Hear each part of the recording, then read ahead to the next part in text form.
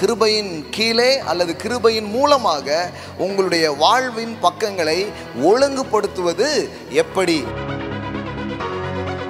இந்த நியாயப்பிரமாணத்துக்கு கீழே இந்த ஒழுங்க சொல்லும் போது அது பாரத்துக்கு மேல பாரம் ஏத்துற மாதிரி, ஆனா கிருபைக்கு கீழே ஒழுங்க சொல்றதுங்கிறது சிறகு முளைக்கிறது மாதிரி இன்னும் பறப்பதற்கு, இன்னும் உயர்வதற்கு அது காரணமாக மாற ஆரம்பிக்கும். யாராவது ஒருத்தங்க உங்ககிட்ட ஒழுங்குபடுத்த பத்தி பேசணும்னு வந்துட்டாங்க ஐயா அப்படி பார்க்க கூடாது. எனக்கு உதவ வந்த தெய்வமே வாங்க வாங்க வாங்க அந்த மாதிரி பார்க்கணும்.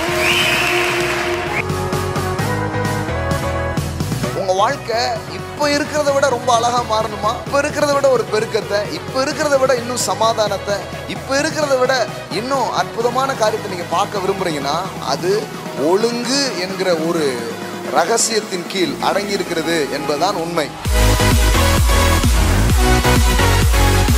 கர்த்தர் இந்த ஆண்டு உங்க தொழிலா இருக்கலாம், உங்க ஆவிக்குரிய வாழ்க்கையா இருக்கலாம், எல்லாத்தையும் இன்னொரு லெவல் கூட்டு போக போறாரு. அதுக்கு முக்கியமான கீயே உங்களை ஒழுங்குபடுத்திக் கொள்ளுதல்.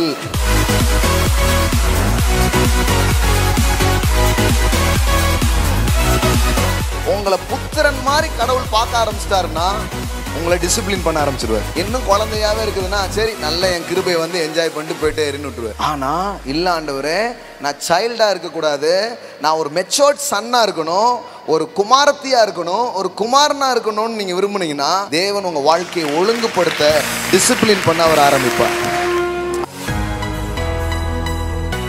ஒரு வேத வாக்கியங்களை வாசிக்கிறதுக்கு, ஒரு டிசிப்ளினா ஒரு ஜெபத்திற்கு நேரங்களை ஒதுக்குறது ரொம்ப அவசியம். அப்படியே நாங்க ஆன் தி வேலை ஆண்டவரோடு பேசி கொண்டு போகிறபடியினால் இப்போ பேசுறதே இல்லை, அப்படி கிடையாது. கண்டிப்பா உட்காரு.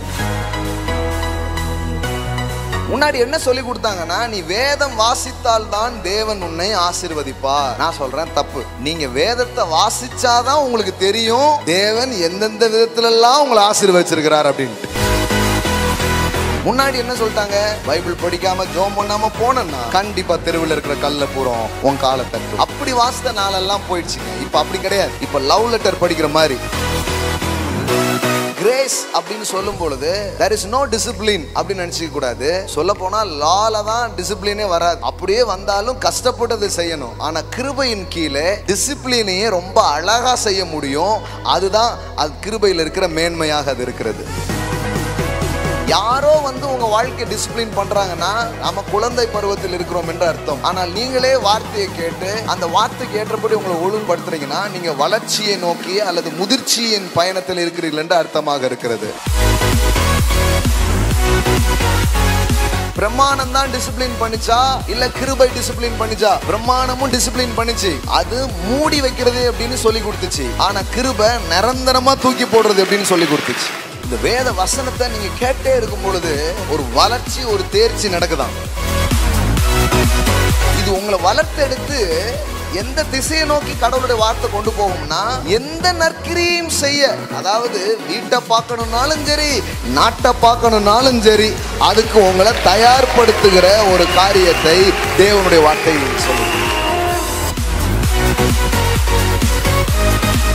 ஏங்க எந்த ட்ரைனிங்கும் இல்லாம, எந்த பயிற்சியும் இல்லாம, ஒழுங்குபடுத்துதலே இல்லாம, கேரக்டர் டெவலப்மெண்ட்டே இல்லாம, வேல்யூ சிஸ்டத்தையும் மாற்றாம அப்படியே கடவுள் தர முடியாதா? தர முடியுமே. ஆனா தந்தாலும் அந்த ஆசீர்வாதம் உங்களுக்கு ஆசீர்வாதமா இராமல் அதுவே உங்களுக்கு கஷ்டமான ஒரு விஷயமா மாறிடும். நினைக்காதீங்க, நீங்க தான் சபை. உங்க தொழில் இனிமே உலகளாவிய அளவுல பரவும். பாஸ் உள்ளூர்லயே இன்னும் ஒன்றும் பண்ணல, உள்ளூர்லயே ஒன்றும் பண்ணாத உங்களை தான் அழைக்கிறார் உலகமெங்கும். நீங்க பைபிளை கவனிச்சு பாருங்க, அது வரைக்கும் சீசர்கள் உருப்படியா ஒண்ணுமே பண்ணல. எதுவரை இயேசு உயிர்த்தெழுந்து வர்ற வர உருப்படியா எதுவுமே பண்ணல, அப்படியே தான் நிற்கிறாங்க. அந்த கொஞ்ச நேரத்துக்கு முன்னாடி கூட அவிசுவாசத்தோட தான் உட்காந்துருந்தாங்க. கதவை திறந்து உள்ள போறாரு, காட்சி அளிக்கிறாரு, மட்டும் பண்றாரு. அப்போ அவர்கள் அவிசுவாசத்தை கடிந்து கொண்டுட்டு டக்குன்னு இப்போ அவங்கள பார்த்து சொல்றாரு, உலகமெங்கும் போய் சர்வ சிருஷ்டிகளுக்கும் சுவிசேஷத்தை பிரசங்கம் பண்ணுங்க. அது வரைக்கும் உள்ளூர்லேயே ஒன்றும் பண்ணலை. ஆனால் உள்ளூர்லேயே ஒன்றும் பண்ணாமல் இருக்கும்போதே என்ன வாக்கு பண்ணிட்டாருன்னா, உலகமெங்கும் புறப்பட்டு போங்க அப்படின்னு வாக்கு பண்ணிட்டார். புரிஞ்சான்னு தெரில கொஞ்சம் பேருக்கு. மறுபடியும் சொல்கிறேன், நீங்கள் இருக்கிற இடத்துல ஒன்றும் பண்ணலை, அந்த மாதிரி தான் இருக்கிறீங்க. ஆனால் கடவுள் உங்களை கொண்டு உலகத்துக்கே ஆசீர்வாதமாக அவர் உங்களை மாற்றுகிற தேவனாக அவர் இருக்கிறார். அதற்கு பின்பு 11 போஜன பந்தி இருக்கையில் அவர்களுக்கு அவர் தரிசனமாகி உயிர்த்தெழுந்திருந்த தம்மை கண்டவர்களை அவர்கள் நம்பாமல் போனது நிமித்தம் அவர்களுடைய அவிசுவாசத்தை குறித்தும் இருதய கடினத்தை குறித்தும் அவர்களை சவுண்டா சொல்லுங்க என்ன பண்ணாரு? கடிச்சார் போல நினச்சிக்காதீங்க, கடிந்து கொண்டார். கடிந்து கொண்டார்னா இன்னும் யோசித்து பாருங்களேன். அவிசுவாசம் இருக்குது, இதய கடினம் இருக்குது, இதெல்லாம் எப்படி என்னப்பா இப்படி இருக்கிறீங்கன்னு கடிந்து கொள்கிறார். கடிந்து கொள்வது ஒரு தலைவன். ஆமேன். உண்மையான தலைவர்கள் உங்களை கடிந்து கொள்வாங்க. ஆமேன். அப்படி கடிந்து கொள்கிற மாதிரி ஒரு தலைவர் உங்களுக்கு தேவை. ஆமேன். இன்னைக்கு பேச போகிறோம், நிறைய ஆண்டவர் எப்படி நடத்துகிறார் அதெல்லாம் பேச போகிறேன். ஆனால் அடுத்த வசனம் பாருங்கள். பின்பு அவர் அவர்களை நோக்கி, இப்போ தான் கடிந்து கொண்டாரு, அவிசுவாசத்தை குறித்து இது பண்ணாரு, இது இவ்வளவும் பண்ணியிருக்காரு. பண்ணிட்டு பின்பு அவர் அவர்களை நோக்கி இந்த அவிசுவாச கும்பல் இருந்துச்சு, இப்போ தான் ஏச்சு வாங்கிச்சு கொஞ்ச நேரத்துக்கு முன்னாடி, அந்த கும்பலை பார்த்து இப்போ சொல்கிறாரு, பின்பு அவர் அவர்களை நோக்கி நீங்கள் உலகமெங்கும் போய் சர்வ சிருஷ்டிக்கும் சுவிசேஷத்தை பிரசங்கியுங்கள். புரியுதா உங்களுக்கு? முந்தின வசனத்தில் தான் என்ன பண்ணுறாரு, அவங்க அவிசுவாசத்தை குறித்து என்ன பண்ணுறாரு, கடிந்து கொள்கிறாரு. ஆனால் அடுத்த வசனத்திலே பார்த்தீங்கன்னா நீங்கள் தான்ப்பா, நீங்கள் உங்களை கடிஞ்சிக்கிட்டேன், அவிசுவாசம்லாம் மாறணும், எல்லாம் கரெக்டு தான், ஆனால் உலகத்துக்கே சுவிசேஷம் உங்கள் மூலமாக தான் போகுது. ஆமென். எவ்வளோ அழகான வார்த்தை பாருங்க. நீங்கள் நினைக்கலாம் நானே ஒரு அவிசுவாசி, என் இருதயமே கொஞ்சம் கடினமாக இருக்குது, நானே அந்த அப்படி தான் இருக்கலாம். நீங்கள் எப்படி இருந்துட்டு போங்க, கர்த்தருடைய நீதி, கர்த்தருடைய கரம் உங்களை உலகத்துக்கே ஆசீர்வாதமாக அது வைக்கும். ஆமென். நீ யோசித்து பாருங்க, ஒரு வசனத்துக்கு முன்னாடினா எம்புட்டு நேரம் ஆயிருக்குன்னு நினைக்கிறீங்க? அப்பந்தான் இப்படி இருந்தீங்கன்னா எப்படின்னு கொஞ்சம் வாங்கன்னு வாங்கிட்டு டக்குன்னு சொல்கிறாரு, அதெல்லாம் இருக்கட்டும், உலகமெங்கும் நீங்கள் தான் போகணும் அப்படிங்கிறாரு. எனக்கு ரொம்ப அது நம்ம கடகடன்னு படிச்சுட்டு போயிடுறோம். ஆனால் கொஞ்சம் கவனித்து பாருங்கள், இவர்களையா உலகமெங்கும் போக சொன்னார்? அவர் உயிர்த்தெழுதலை குறித்து 14வது வசனம் பாருங்க. உயிர்த்தெழுந்திருந்த தம்மை கண்டவர்கள் அவர்களை நம்பாமல் போனது நிமித்தம். இவங்களே இன்னும் நம்புறதுல ஏகப்பட்ட பிரச்சனை. ஆனால் இவங்க பேசி பல பேர் நம்ப போகிறாங்க. நான் சொல்கிறேன், இன்னைக்கு நீங்களே அவிசுவாசத்தில், சந்தேகத்தில், பயத்தில் நீங்கள் இருக்கலாம். ஆனால் நாள் வருதுங்க, பல பேருடைய சந்தேகத்தை கடவுள் உங்களை வச்சு நீக்குவார். பல பேருடைய அவிசுவாசம் உங்கள் மூலமாக நிற்கப்படும். உலகத்துக்கே கடவுள் உங்களை ஆசீர்வாதமாக வைக்க போகிறார். ஆமென். உங்களை பார்த்து தான் சொல்கிறாரு, உன்னை நான் பயன்படுத்த போகிறேன் அப்படின்ட்டு. ஆமென். பக்கத்தில் பார்த்து சொல்லுங்கள், உங்களை அவர் பயன்படுத்த போகிறார். எல்லாம் சொல்லுங்கள், பயப்படுகிற, அவிசுவாசப்படுகிற, இன்னும் வளர வேண்டிய உங்களைத்தான் பார்த்து சொல்கிறார், நான் உன்னை உலகத்துக்கு ஆசீர்வாதமாக பயன்படுத்த போகிறேன். ஆமென். நீங்கள் கண்டிப்பாக பயன்படுவீர்கள். நீங்கள் புரோஜனமான பாத்திரமாக இருப்பீர்கள். ஏன்னா நிறைய பேர்கிட்ட பிசாசு ஒரு பொய்யை போட்டு போயிடுவான். என்ன தெரியுமா?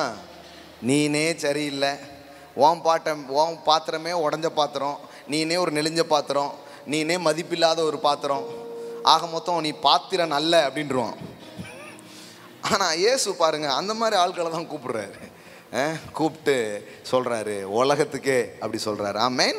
இன்னைக்கு காலையில் நீங்கள் என்ன நிலையில் இருந்தாலும் கடவுள் உங்களை அழைச்சிருக்கிறார், அவர் உங்களை அங்கீகரிக்கிறார், அவர் உங்களை ஆசீர்வதிப்பார்.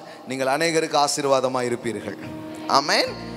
அதை ஒரு நாளும் மாற்றி யோசிச்சிடாதீங்க, நான்லாம் என்னத்தை அப்படின்னு யோசிச்சிடாதீங்க. என்னை கொண்டு தான் செய்வார். நல்ல உங்களை ஆசீர்வதிங்க பார்க்கலாம், என்னை கொண்டு தான் செய்வார். ஆமென். என்னை கொண்டு தான் அவர் செய்வார். என்னை அவர் பயன்படுத்துவார், உங்களை அவர் பயன்படுத்துவார். சிலர் என்ன நினைக்கிறாங்கன்னா, நம்ம குறைவெல்லாம் போனதுக்கப்புறம் கடவுள் நம்மளை பயன்படுத்துவார் அப்படின்னு நினைக்கிறாங்க. அதுக்குள்ளே நம்ம போயிடுவோம். குறைவெல்லாம் போனதுக்கப்புறம்னா என்னைக்கு போவேன்? யாராவது அந்த மாதிரி ஒரு ஆளை பார்த்துருக்கீங்களா? குறைவே இல்லாமல் சூப்பர் ஆகிட்டார் அப்படி யாராவது பார்த்துருக்கீங்க? அப்படி யாருமே இல்லை. ஆனால் அப்படி ஒரு பொய்யை எல்லா இடத்துலையும் போட்டுருவான். நம்மளே சரியில்லை, நம்மகிட்டே 1000 பிரச்சனை, நமக்கே அப்படி இப்படி. இதனால தான் நிறைய பேருடைய ஆற்றல்கள் வெளியில் வராமலே இருக்குது. நம்மக்கிட்டே இன்னும் சில பாவங்கள் இருக்குது, இல்லை நம்மக்கிட்டே சில குற்றங்கள் இருக்குது, இல்லை நம்மக்கிட்டே சில அவிசுவாசம் இருக்குது, பயம் இருக்குது, என்னெல்லாமோ இருக்குது. நம்ம போட்டு என்ன உங்களை கில்ட்டுக்குள்ளே உட்கார வச்சுருவான், கண்டம்னேஷனில் உங்களை உட்கார வைப்பான், தாழ்வு மனப்பான்மையில் உங்களை உட்கார வச்சுருவான். அப்படி பண்ணாலே நம்மக்கிட்ட இருக்கிற பொட்டென்ஷியல் என்ன பண்ணாது? வெளியில் வராது, ஆற்றல்கள் வெளியில் வராது. ஆனால் இன்னைக்கு காலையில் சொல்கிறேன், அதெல்லாம் உடச்சி தூக்கி போட்டிருக்கேன். உங்களுக்குள்ளே இதுவரை வராத ஆற்றல் எல்லாம் வெளியே வரட்டும். I unlock every potentials in your life. Amen. ஆமாம், அது பரவாயில்ல. அவன் வந்து பிசாசு வந்து எதாவது குற்றம் சாட்டுவான், நீனே அது, நீ அப்படி, அவன் குடும்பம் இப்படி, இல்லை நேற்றுக்கு நீ என்ன பண்ண தெரியுமா, அதெல்லாம் எல்லாம் தெரியும். எல்லாம் தெரிஞ்சு தான் ஒருத்தர் கூப்பிட்டுருக்கிறார். ஆமென். நான் ரொம்ப நாள் என் வாழ்க்கை தேவனுடைய அன்பை புரிந்து கொள்ளாத இருந்த அந்த நாட்கள் கண்டம்னேஷன்லே போச்சு. கண்டம்னேஷன் என்ன? ஒரு குற்ற சாட்டுதல், ஒரு குற்ற உணர்வு, பய உணர்வு, இதிலே போச்சு. அப்புறம் தான் ரோமர் 8:1 நான் வாசித்தேன். கிறிஸ்து இயேசுவுக்கு உட்பட்டவர்களாக இருக்கிற நமக்கு ஆக்கினை தீர்ப்பு இல்லை. There is therefore now no condemnation in Christ Jesus. Amplified ல போட்டிருக்கிறோம். Therefore there is now no condemnation. எப்படி போட்டிருப்பாருங்க? இப்போ நீங்கள் ஒரு மிஸ்டேக் பண்ணிட்டீங்க, ஒரு தவறு பண்ணிட்டீங்க, இப்போ போய் பைபிள் படிக்கிறீங்க. பைபிள் படிச்சிங்கன்னா அந்த வசனம் எப்படி போகிறது? Therefore there is now no condemnation. அப்படின்னா என்ன அர்த்தம்? இப்போ உன் மேலே ஆக்கினை தீர்ப்பு என்பதே இல்லை. ஆமென். No guilty, no punishment. அதாவது ஒரு எப்போவுமே உங்களை அப்படி யோசிக்காதீங்க. அநேக கிறிஸ்தவர்கள் இதிலிருந்து வெளியில் வராமலே இருக்கிறாங்க. அதனால் இந்த சபைக்கு நீங்கள் வந்து இந்த வார்த்தையை கேட்குறீங்கன்னா, கடவுள் உங்களை ஏற்றுக்கொண்டார். ஏற்றுக்கொண்டார் என்பதனால் நீங்கள் குறைவற்றவர் என்ற அர்த்தம் அல்ல. குறைவுகளோடு ஏற்றுக்கொண்டார். அவரோட பயணம் பண்ண எல்லா குறைவுகளும் நிறைவுகளாய் மாறும், பலவீனம் பலனாய் மாறும். எதெல்லாம் இன்னைக்கு பள்ளமும் மேடுமா இருக்குதோ அதெல்லாம் நிரப்பப்படும். எதெல்லாம் குன்றுமா இருக்குதோ அதெல்லாம் தகர்க்கப்படும். கோலனானவைகளை செவ்வையாக்குவார். ஆமென். இதை நம்பணும். இது நம்பினீங்களா தான் கிறிஸ்தவ வாழ்க்கை ரொம்ப கொஞ்சம் ஜாய்ஃபுல்லாக இருக்கும். இல்லைன்னா ஒவ்வொரு நாளும் உட்காந்து இதே சோகத்திலேயே நீங்கள் என்ன பண்ணிகிட்டு இருப்பீங்க, வாழ்ந்துகிட்டே இருப்பீங்க. சர்ச்சில் வந்து கொஞ்சம் சிரிச்சிட்டு அப்புறம் போயிட்டு சோகமாகவே இருப்பீங்க. சோகமாகவே இருக்காதீங்க. தேவன் உங்களை ஆக்கினைக்குள்ளாக ஆக்குகிற ஒரு தேவன் அல்ல. ஏன்னா there is no condemnation in Christ Jesus. எல்லாம் சொல்லுங்கள், எனக்கு ஆக்கினை இல்லை. ஆக்கினைனா என்ன? குற்றம் சாட்டுதல் இல்லை. கடவுள் இப்போ உங்களை குற்றம் சாட்ட மாட்டார். ஆமென். இதை நம்புங்க. இதை நம்பும்போது தான் ஒரு விடுதலை உண்டாகும். நீங்கள் வெற்றிகரமாய் கடவுளுக்கு என்று ஏதாவது ஒன்று செய்ய முடியும். இன்னொன்று சொல்ல விரும்புகிறேன். உங்கள் வாழ்க்கையில் உங்கள் கண்ட்ரோலை மீறி சில காரியம் உங்கள் வாழ்க்கையில் நடந்திருக்கும். உங்கள் கண்ட்ரோலை மீறி, அதுக்கு நீங்கள் எந்த விதத்துலேயும் காரணமாக இருந்திருக்க மாட்டீங்க. அப்படி சிலது நடந்திருக்கும். அப்படி நடந்து விட்டதுனாலேயே நீங்கள் மோசமானவர்கள் என்ற அர்த்தம் அல்ல. சிலர் அந்த நடந்த சம்பவத்தை வச்சு தங்களை என்ன பண்ண ஆரம்பிப்பாங்க, வியாக்கியானம் பண்ண ஆரம்பிப்பாங்க. அதனால் நீங்கள் மோசமானவங்க என்ன பண்ணிக்காதீங்க, நினச்சிக்காதீங்க. உங்கள் சம்பவங்களை வைத்து உங்கள் வாழ்க்கையை பார்க்காதீங்க. தேவன் உங்கள் சம்பவங்களை, உங்கள் தீமையான சம்பவங்களை கூட உங்களுக்கு நன்மையாக மாற்றுகிற ஒரு தேவனாக அவர் இருக்கிறார். ஆமென். எல்லா தீமைகளையும் நன்மையாய் மாற்றுகிறவராக அவர் இருக்கிறார். ஆமென். இதை நம்புங்க. சரியா? சரி, இதை நம்பிட்டு இன்னைக்கு சில ஆலோசனைகளை உங்களோடு பகிர்ந்து கொள்ள விரும்புகிறேன். கொஞ்சம் ஆசுவாசப்படுத்தணும், கொஞ்சம் உங்களை கிளியர் பண்ணணும். எத்தனை பேர் ரெடியாக இருக்கிறீங்க? Are you ready for God's word? ஆமென். இப்போ பேசுனதும் காட்ஸ் வேர்டு தான். ஆனால் அது கொஞ்சம் ரிலாக்ஸ் பண்ணிக்கோங்க. ரொம்ப பசியாக இருக்கிறதுக்கு முன்னாடி கொஞ்சம் ஸ்நாக்ஸ் சாப்பிட்டுட்டு ஆர்டர் பண்ணிட்டு வெயிட் பண்ணுவோம் இல்லையா, அது மாதிரி. சரி, ஓகே. இப்போ கவனிங்க. உங்கள் பைபிள் வச்சுருந்தீங்கன்னா திருப்பிக்கோங்க. 2 தீமோத்தேயு 3வது அதிகாரம், 2 தீமோத்தேயு chapter 3 verse 16 and 17. வேத வாக்கியங்கள் எல்லாம் தேவ ஆவியினால் அருளப்பட்டிருக்கிறது. தேவனுடைய மனுஷன் தேறினவனாகவும் எந்த நற்கிரியையும் செய்யத்தக்க தகுதி உள்ளவனாகவும் இருக்கும்படியாக அவைகள் உபதேசத்துக்கும் கடிந்து கொள்ளுதலுக்கும் சீர்திருத்தலுக்கும் நீதியை படிப்பித்தலுக்கும் புரோஜனமுள்ளவைகளாய் இருக்கிறது. The purpose of scripture, வேத வசனம் கொடுக்கப்பட்டதின் நோக்கம் என்ன என்பதை இங்கு பவுல் அப்போஸ்தலன் தன்னுடைய சீஷராக அல்லது தன்னை பின்பற்றுகிறவனாக தனக்கு அடுத்த தலைவனாக இருக்கிற தீமோத்தேயுவுக்கு என்ன பண்ணுறாரு, சொல்லி கொடுக்குறார். ஸோ இந்த தீமோத்தேயு பாருங்க, அவன் வந்து சின்ன வயசுலேயே வேத வசனத்தின் ஆழங்களுக்குள் பயணம் பண்ணின ஒரு நபர் தான் யார்? இந்த தீமோத்தேயு. ஏன்னா 15வது வசனம் பாருங்க, கிறிஸ்துவே இயேசுவை பற்றும் விசுவாசத்தினாலே உன்னை ரட்சிப்புக்கு ஏற்ற ஞானமுள்ளவனாக்கத்தக்க பரிசுத்த வேத எழுத்துக்களை நீ சிறு வயது முதல் அறிந்தவன் என்று உனக்கு தெரியும். பாருங்க, சின்ன வயசுலேயே வசனத்தை உள்ள நல்லா டெபாசிட் பண்ணி கர்த்தரை அறிகிற அறிவில் இந்த இவங்க அம்மா ஐனிக்கேயால், அவங்க பாட்டி லோவிச்சால், இந்த தீமோத்தேயுடைய அம்மா பேர் என்ன? ஐனிக்கேயால், அப்புறம் லோவிச்சியால். இவங்க பாட்டி கிட்ட இருந்து அந்த அம்மாவுக்கு போகுது. அந்த அம்மா தன் பிள்ளைக்கு என்ன பண்ணுது? சொல்லி கொடுத்து கடைசியில் பார்த்தா பவுல் அப்போஸ்தலனுக்கு அடுத்த ஊழியராக எழும்புகிற அளவுக்கு இந்த தீமோத்தேயுடைய வாழ்க்கையை அது ஆசீர்வாதமாக மாற்றிடுச்சு பாருங்க. ஆமென். ஒவ்வொரு நாளும் வேத வசனங்கள் ஒரு மனிதனை சென்றடைவது, உங்கள் பிள்ளைங்களை சென்றடைவது ரொம்ப ரொம்ப முக்கியமான காரியம். வசனத்தின் நிரம்புதல் அவர்களுடைய வாழ்க்கையில் நடக்குதாங்கிறத கவனிச்சுட்டே இருக்கணும்.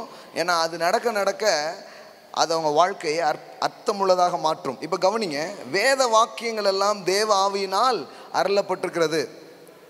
இந்த வேத வாக்கியங்கள் எப்படி கொடுக்கப்பட்டிருக்கிறது, ஏன் கொடுக்கப்பட்டிருக்கிறது என்கிற நோக்கத்தை அவர் இங்கே பேசுகிறாரு.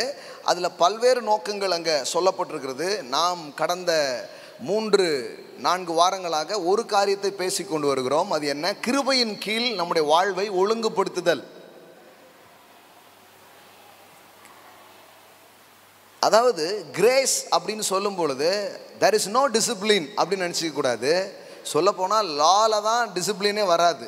அப்படியே வந்தாலும் கஷ்டப்பட்டது செய்யணும். ஆனால் கிருபையின் கீழே டிசிப்ளினையே ரொம்ப அழகாக செய்ய முடியும். அதுதான் அது கிருபையில் இருக்கிற மேன்மையாக அது இருக்கிறது. ஆமென். So how to discipline in your Christian living through the grace, under the grace. கிருபையின் கீழே அல்லது கிருபையின் மூலமாக உங்களுடைய வாழ்வின் பக்கங்களை ஒழுங்குபடுத்துவது எப்படி, அதை தான் பேசிகிட்டு இருக்கிறோம். ஒரு 2-3 வாரமாக நான் பேசினேன். நிறைய பேர் கூட இங்கே நேரில் வந்தும் பார்த்துட்டு என்கிட்ட சொன்னாங்க, இதுக்கு முன்னாடி நிறைய போச்சிங்க, ரொம்ப சந்தோஷம். ஆனால் அந்த 3-4 வாரமாக நீங்கள் பேசுகிறது ரொம்ப பிரயோஜனமாக அது இருக்குது அப்படின்னு சொல்கிறாங்க. So thank you. ஏன்னா பொதுவாக இதை விரும்புறது ரொம்ப கஷ்டம். எதை? ஒழுங்குபடுத்துறத. ஆனால் அதையே விரும்புகிற மாதிரி ஒரு ஆவி வந்துடுச்சுன்னா அது மாதிரி ஆசீர்வதிக்கப்பட்ட இருதயம் வேறு எதுவுமே கிடையாது. ஆமென். ஆமாம், ஒழுங்க விரும்பிட்டீங்களா? அப்போ மாற்றத்தை விரும்புகிறவர்கள் ஏற்றத்தை காண்பார்கள். ஆமென். பக்கத்தில் பார்த்து சொல்லுங்க, மாற்றத்தை விரும்புறீங்களா? அப்போ ஏற்றத்தை பார்ப்பீங்க. ஆமென். எல்லாரும் மாற்றத்தை யாருக்குள்ளேயோ நடக்கணும்னு காத்துட்டு இருக்கிறாங்க. அவர் நடக்கணும், இவர் நடக்கணும், அவர் மாறணும், இவர் மாறணும், மோடி மாறணும், மூடி மாறணும்னு உட்காந்துட்டு இருக்கிறாங்க. How to change your life, உங்கள் வாழ்க்கையை நீங்கள் எப்படி மாற்றிக்கொள்வது, இதில் கவனம் செலுத்தினாலே மீதி எல்லாம் தன்னால் நடக்கும். உங்ககிட்ட கொஞ்சம் நேரம் பேசிகிட்டு இருந்தாலே அந்த ஆள் மாறிடுவார். ஆமென். ஆமாங்க, நீங்கள் எதை உடையவர்களாக இருக்கிறீர்களோ அதை தான் நீங்கள் பிறருக்கு கொடுக்க முடியும். எல்லாமே ரொம்ப முக்கியமான கீ நோட்ஸ். நீங்கள் எதை உடையவர்களாக இருக்கிறீர்களோ அதை தான் நீங்கள் மற்றவர்களுக்கு கொடுக்க முடியும். அதனால தான் பவுல் அப்போஸ்தலனாகிய பேதுரு வந்து இப்படி சொல்கிறாரு, என்னிடத்தில் உள்ளதை நான் உனக்கு தருகிறேன், இயேசுவின் நாமத்தில் எழுந்து நட. அப்போது உங்ககிட்ட இருக்கிறதா நீங்கள் என்ன பண்ணுவீங்க? ரிலீஸ் பண்ண முடியும். அப்போ ரொம்ப முக்கியம் பாருங்கள், இந்த டிசிப்ளின் அப்படிங்கிறது ரொம்ப அற்புதமான ஒரு வார்த்தை. இது வந்து ஆவியின் கனியில் இது ரொம்ப முக்கியமான ஒன்று. ஆமென். ஆவியின் கனியில் வந்து இச்சை அடக்கம் என்ற ஒரு வார்த்தை இருக்கிறது. அதை ஆங்கிலத்தில் வாசித்தீங்கன்னா என்ன இருக்கும்? செல்ஃப் கண்ட்ரோல் அல்லது செல்ஃப் டிசிப்ளின் அப்படின்னு அது மொழிபெயர்க்கப்படுகிறது. நமக்கு வந்து வேற என்னமோ மாதிரி நினச்சிக்க வேண்டியதில்லை. இந்த டிசிப்ளின்கிற ஒரு விஷயம் தப்பான வார்த்தை கிடையாது. இன்னும் சொல்லப்போனால் இந்த டிசைபிள் அப்படிங்கிற வார்த்தை இருக்குது பாருங்கள், அது கூட இந்த டிசிப்ளினுடைய விரிவாக்கம், அதுதான் அதனுடைய ரூட் வேர்டாக இருக்கிறது அப்படின்னு மொழியியலாளர்களுடைய காரியம் அப்படி சொல்கிறாங்க. அப்போது டிசைபிள்ஸ்னால் ஒன்றுமே இல்லை, டிசிப்ளின் பண்ணிக்கிறது ரொம்ப முக்கியம். யாரோ வந்து உங்கள் வாழ்க்கையை டிசிப்ளின் பண்ணுறாங்கன்னா நம்ம குழந்தை பருவத்தில் இருக்கிறோம் என்று அர்த்தம். ஆனால் நீங்களே வார்த்தையை கேட்டு அந்த வார்த்தைக்கு ஏற்றபடி உங்களை ஒழுங்குபடுத்துறீங்கன்னா நீங்கள் வளர்ச்சியை நோக்கி அல்லது முதிர்ச்சியின் பயணத்தில் இருக்கிறீர்கள் என்று அர்த்தமாக இருக்கிறது. ஆமென். ஓகே. ஸோ ஆனால் உங்கள் வாழ்க்கை இப்போ இருக்கிறத விட ரொம்ப அழகாக மாறணுமா, இப்போ இருக்கிறத விட ஒரு பெருக்கத்தை, இப்போ இருக்கிறத விட இன்னும் சமாதானத்தை, இப்போ இருக்கிறத விட இன்னும் அற்புதமான காரியத்தை நீங்கள் பார்க்க விரும்புகிறீங்கன்னா அது ஒழுங்கு என்கிற ஒரு ரகசியத்தின் கீழ் அடங்கி இருக்கிறது என்பதுதான் உண்மை. வேதாகமத்தில் முதல் அதிகாரத்தை நம்ம வாசித்தாலே அங்கே நம்ம இப்படி படிக்கிறோம், பூமியானது ஒழுங்கின்மையும் வெறுமையும் இருந்தது, இருளாக இருந்தது. நான் எப்போவுமே சொல்கிறேன், ஒழுங்கின்மை அப்படிங்கிற ஒன்று வரும் பொழுது அங்கே வெறுமை இருள் தன்னாலே வந்துடும். வெறுமையும் இருளும் தன்னால் வந்துடும். ஆனால் இப்போ நீ அதையே கொஞ்சம் மாற்றி போட்டு பாருங்கள், ஒழுங்குன்னு ஒன்று வரும் பொழுது நிறைவும் வெளிச்சமும் அங்கே தன்னால் வர ஆரம்பிச்சிடும். ஆமென். எல்லாம் சொல்லுங்க, ஒழுங்கு நிறைவையும் வெளிச்சத்தையும் கொண்டு வருகிறது. ஆமென். ஸோ அப்போ ரொம்ப முக்கியம் பாருங்கள் நம்முடைய வாழ்க்கையை இது பண்ணிக்கிறதுக்கு. போன வாரம் என்ன பேசுன ஞாபகம் இருக்கா? சிலது வருது போயிடுது, சிலது வெற்றியாக ஒரு நேரத்தில் இருக்கிறோம், ஒரு நேரத்தில் தோல்வியாக இருக்கிறோம். அப்படி இல்லாமல் சரியான விதத்தில் வாழ்க்கையை எப்படி அமைத்து கொள்வது, இதை தான் என்ன பண்ணணும், பேசணும். பல்விதமான ஒழுங்குகளை நம்ம வாழ்க்கையில் கொண்டு வர்றது ரொம்ப அவசியம். ஒரு டைமில் இந்த ஒழுங்கு டிசிப்ளின்ங்கிற பேரில் மக்களை பாடுபடுத்திட்டாங்க. ஏன்னா இஸ் அண்டர் த லா. இந்த நியாயப்பிரமாணத்துக்கு கீழே இந்த ஒழுங்கை சொல்லும்போது அது பாரத்துக்கு மேலே பாரம் ஏற்றுற மாதிரி. ஆனால் கிருபைக்கு கீழே ஒழுங்க சொல்கிறதுங்கிறது சிறகு முளைக்கிறது மாதிரி இன்னும் பறப்பதற்கு, இன்னும் உயர்வதற்கு அது காரணமாக மாற ஆரம்பிக்கும். ஆமென். ஆமாம், இட்ஸ் டிஃப்ரெண்ட். கடவுள் உங்களை பாரப்படுத்துறதுக்காக எதையும் அவர் வைக்கலை. கடவுள் உங்களை சுலபமாக்குறதுக்காக தான் வந்திருக்கிறார். அதனால தான் இயேசு சொன்னார், வருத்தப்பட்டு பாரம் சுமக்கிறவர்களே நீங்கள் எல்லாரும் என்னிடத்தில் வாருங்கள். அப்படின்னா என்ன அர்த்தம்? அந்த க்ரௌட் யாரு? இந்த வருத்தப்பட்டு பாரம்னு சொல்றாரு அவங்க யாரு? அவங்க பிரமாணத்துக்கு கீழே இருந்தவங்க. ஏதோ வருத்தப்பட்டு பாரம்னா மூட்டை சுமந்துட்டு இருந்தாங்களா? பிரமாணத்துக்கு கீழே இருந்து எதையுமே செய்ய முடியலன்னு கவலைப்பட்டுட்டு இருந்தாங்க. இப்போ அவங்கள பார்த்து இயேசு சொல்றாரு, என்னிடத்தில் வாருங்கள், என்னிடத்தில் கற்றுக்கொள்ளுங்கள், என்கிட்ட கற்றுக்கோங்கிறார். நிறைய பேர் அதை கவனிக்கிறதே இல்லை. ஏதோ மூட்டையை வச்சுட்டு ஓடிடணும் போல நினைக்கிறாங்க. இல்லை. லா ஒன்றை டீச் பண்ணுது, பிரமாணம் உங்களுக்கு ஒன்றை போதிக்குது. அது மூட்டைக்கு மேலே மூட்டையை வச்ச மாதிரி இருக்கு. ஆனால் என்கிட்ட வாங்க, என்னிடத்திலே கற்றுக்கொள்ளுங்கள். பாருங்க, மேத்யூ 11:29, நான் சாந்தமும் மனத்தாழ்மையாக இருக்கிறேன், என் நுகத்தை உங்கள் மேல் ஏற்றுக்கொண்டு. என் நுகம் என்று சொன்னால் என்ன? நுகம்னா இந்த கழுத்தில் வைக்கிற ஒரு இது அப்படிங்கிறத நம்ம பார்க்குறோம். ஆனால் இன்னொரு பார்வையும் இருக்கிறது. நுகம் என்று சொன்னால் மை இன்டர்பிரேஷன், மை டீச்சிங். நுகம் அப்படிங்கிற வார்த்தைக்கு இன்னொரு அர்த்தம் என்னன்னா, என்னுடைய உபதேசம் அப்படின்னு சொல்லலாம், அல்லது எனது விளக்கம் அப்படின்னு சொல்லலாம். நான் ஸ்கிரிப்சரை எப்படி இன்டர்பிரட் பண்ணுறேன் அப்படிங்கிறத சொல்லலாம். இப்போ அன்னைக்கு அந்த ஜூஸ் மத்தியில் நிறைய ரபாய்கள் இருப்பாங்க. இயேசுவும் ஒரு ரபாய் தான். அதனால தான் அவரை பார்த்து என்ன சொன்னாங்க? ரவி அப்படின்னாங்களா? அது நம்ம ரவி அண்ணன். அவரை பார்த்து என்ன சொன்னாங்க? ரபி. ரபின்னா என்ன? அவர் அப்படி பார்த்தாங்க நிறைய பேர். அவர் ஒரு ரபாய் தான். பல ரபாய்கள் பேசினாங்க. ஆனால் இவர் பேசும்போது வித்தியாசமாக, என் நுகத்தை ஏற்றுக்கொண்டுன்னா நான் பேசுகிறத கொஞ்சம் கேட்டுப்பாரு, என் போதனையை கொஞ்சம் கேட்டுப்பாரு. என் போதனையை கொஞ்சம் கேட்டேன்னா உன் ஆத்மாவுக்கு இளைப்பாறுதல் கிடைக்கும். என் போதனை எளிதானதாகவும் அதே நேரத்தில் அது உன் வாழ்க்கையை பயனுற செய்கிறதாகவும் அது இருக்கிறது. ஆமென். Take my yoke upon you and learn from me, follow me as my disciple, for I am gentle and humble in heart, and you will find rest, renewal, blessed for your soul. Amen. அடுத்த வசனம் போடுங்க. என் நுகம் மெதுவாயும். அப்படின்னா என்ன? நுகம்னா என்னன்னு சொன்னேன். இப்படி இடையில கேள்வி கேட்கணும், இதுதான் முறை. ஆக்சுவலி இப்போ நம்ம வந்து இந்த இந்த இந்த அன்னைக்கு எப்படி சபை நடந்தது, அன்னைக்கு எப்படி டீச்சிங்ஸ்லாம் பண்ணாங்களோ அப்படி நம்ம பண்ணுறதில்ல. அன்னைக்கு எப்படி பண்ணுவாங்கன்னா, கொஞ்ச நேரம் பேசிட்டு உட்காருவாங்க, ஆட்கள் எழுந்து என்ன பண்ணுவாங்க, கேள்வி கேட்பாங்க, அதுக்கப்புறம் பதில் சொல்லுவாங்க, எல்லாரும் ஓகேவாங்கிறதான் போவாங்க. எப்படி இருக்குது பாருங்க. ஐயோ அப்போனா நான் நாளைக்கு காலையில் தான் போக முடியுமா அப்படின்னா, ஆனால் அந்த மாதிரிலாம் நம்ம வைக்கணும். இப்போ நான் சொன்ன நுகத்துக்கு அர்த்தம் சொல்லிட்டேன். ஆனால் நுகம்னா என்ன இப்போ சொல்லுங்க பார்க்கலாம், சவுண்டாக சொல்லுங்க.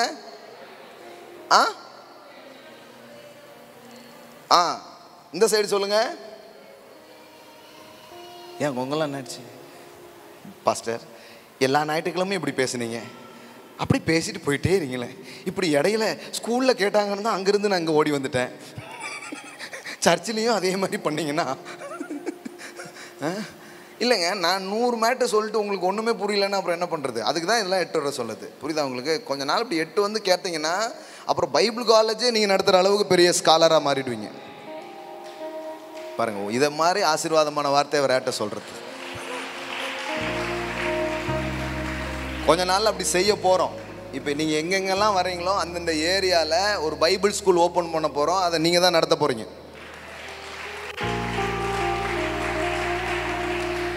அப்போ அதுக்கு நோட்ஸு இப்போ தான் அது இப்போமே எடுத்துக்கோங்க.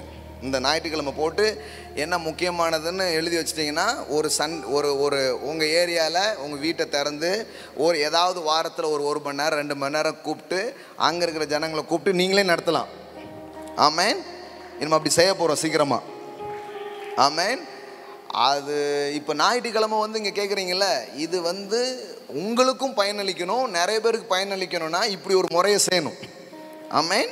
அப்போ தான் லட்சம் மக்களுக்கு மேலே நாம் இந்த பட்டணத்தில் தொட முடியும். ஏமேன். எத்தனை பேர் செய்கிறதுக்கு ரெடியாக இருக்கிறீங்க? ஓகே, அவ்வளோ பேரையும் பார்த்துட்டேன் நான். அவசரப்பட்டு கை தூக்கிட்டீங்களா? வளரணும்னா எதுக்குள்ளேயாவது கட்டாயமாக கொஞ்சம் நுழைக்கணுங்க, அப்போ தான் வளருவீங்க. ஆனால் நம்ம தான் அப்படி யாரையாவது பண்ணுறதுக்கு விடுறதே இல்லையே. நம்மளை தொட நம்ம அனுமதிக்கவே மாட்டோம் யாரையுமே. பார்த்துருக்கீங்களா? அதனால தான் வாழ்க்கை அப்படியே இருக்குது. உங்கள் வாழ்க்கையை கரெக்ட் பண்ண, உங்கள் வாழ்க்கையை கொஞ்சம் திருத்த நீங்கள் அலோவ் பண்ணணும். பண்ணிங்கன்னா தான் டியூன் ஆகுங்க. கொஞ்சம் இறைச்சலாக இருக்குது ரேடியோ, கொஞ்சம் டியூன் பண்ணுறேன்னா தொடக்கூடாது அப்படிங்கன்னா பாட்டு வரும், அதோ சேர்ந்து இறைச்சலும் வந்துக்கிட்டே இருக்கும். ஆனால் கொஞ்சம் டியூன் பண்ண அலோவ் பண்ணிங்கன்னா அழகான சவுண்டு அந்த ரேடியோவிலேருந்து அந்த இதிலேருந்து வர ஆரம்பிக்கும். ஆமாம். So what's going on? Tuning. எல்லாம் சொல்லுங்கள், டியூனிங். ஆமேன். அப்போ என் நுகம்னா மை யோக், மை இன்டர்பிரேஷன். நான் எப்படி ஒன்றை பார்க்கிறேன், இதை நான் உங்களுக்கு சொல்லித்தரேன். அது எப்படிப்பட்டதாக இருக்குது? எல்லாம் சொல்லுங்கள், மெதுவாயும் என் சுமை லகுவாயும் இருக்கிறது என்றார். ஆமேன். For my yoke is easy to bear and my burden is light. எல்லாம் சொல்லுங்க, easy and light. ஆமேன். ஆனால் இது அப்போ இயேசு டிசிப்ளின் பண்ணாரா பண்ணலையா? சவுண்டா சொல்லுங்க. பிரமாணம் தான் டிசிப்ளின் பண்ணிச்சா இல்லை கிருபை டிசிப்ளின் பண்ணிச்சா? பிரமாணமும் டிசிப்ளின் பண்ணிச்சு, அது மூடி வைக்கிறது அப்படின்னு சொல்லி கொடுத்துச்சு. ஆனால் கிருபை நிரந்தரமாக தூக்கி போடுறது அப்படின்னு சொல்லி கொடுத்துச்சு.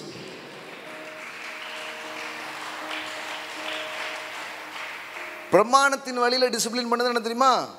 திடீர்னு சொந்தக்காரன் வந்தவுடனே அம்புடு துள்ளி அள்ளி போட்டு டக்குன்னு மூட்டை கட்டி கிட்ட போட்டு ரூமில் ஃப்ரை அடிச்சு வாசமாக இருக்கே அப்படின்னு காட்டிக்கிறது. அதாவது பரிசுத்தமாக இருக்கிற மாதிரி காட்டிக்கிறது. திறந்தோம் கொட்டலில் பிடிங்கிரும். ஆனால் கிருபையின் கீழ் அப்படி கிடையாது. நாற்றம் நிஜமாகவே நீக்கப்பட்டது, வாசனை அங்கு உருவாவது. ஆமென். ஆமென். அங்க பாஸ்டருக்கு முன்னாடி தான் சோசர பெடரா வேற வேற அந்த மாதிரி. இங்க அப்படி கிடையாது. யார் இருக்காங்களோ இல்லையோ, தேவனுக்கு முன்னாடி நான் அப்படி வாழ போகிறேன் அப்படின்னு வாழ்கிற ஒரு வாழ்க்கை தான் கிருபையின் கீழே ஒழுங்காக வாழ்கிற ஒரு வாழ்க்கையாக அது இருக்கிறது. ஆமென். அதனால தான் இங்கே யாரும் எல்லாம் நான் எனக்கு முன்னாடி ரியலாக இருங்கன்னு தான் நான் சொல்லுவேன். நானும் அப்படி இருக்க தான் ஆசைப்படுறேன். எல்லாருக்கு நடுவுலையும் மாற்ற வேண்டியதே இல்லை. என்ன வருமோ வரும்னு சொல்லுங்கள், வராதுன்னு சொல்லுங்கள். ஒன்றும் பயம் கிடையாது. நடிக்க வேண்டியதே இல்லை, சும்மா வெளிப்படுத்துவோம். வெளிப்படுத்தினாதான். குறைவுகளை மறைப்பதற்கான இடம் சபை அல்ல. இது எத்தனை பேர் புரிஞ்சு? குறைவுகளை வெளிப்படுத்துங்கள், அதுதான் சபை. வெளிப்படுத்தினா அதுக்கு மருந்து போடப்படும், அது சரி செய்யப்படும். ஆமென். ஆமா, நான் கோபப்படணும்னா கோபப்படுறது எப்பவுமே அதான். இல்லை நீங்களாம் இருக்கீங்கிறதுக்காக நான் கோபப்படாமல் இருக்க மாட்டேன். ஆமாம், ஏன்னா நம்ம வளரணும்னா நாம் ரியலாக இருந்தால் மட்டும்தான் வளர முடியும். அதை காமிக்கலாம், அதை சொல்லலாம். ஐயோ இடறி போயிட்டா நம்ம அப்படி நினைக்கிறோம், அப்படி கிடையாது. கொஞ்சம் பேர் இடறி போயிட்டாங்க உங்கள் பரிசுத்தத்தை பார்த்து. இது புரியலையே, இது எத்தனை பேருக்கு புரியுதுன்னு தெரியலையே. இம்புட்டும் நல்லவங்க கூட நம்ம எதுக்கு சேரணும்னு போயிட்டாங்க. ஆனால் அவங்களுக்கு தெரியாது நீங்கள் அப்படி இல்லைன்ட்டு.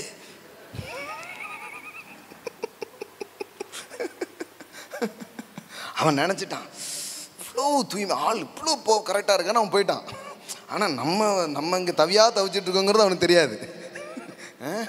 அதனால தான் நீங்கள் நீங்களாகவே இருந்துட்டீங்கன்னா அவனுக்கு தெரியும், ஓஹோ நம்மளை மாதிரி தான் இங்கே நிறைய பேர் இருக்காங்க போல் அப்படின்னு ஈஸியாக உள்ளே வர ஆரம்பிப்பாங்க.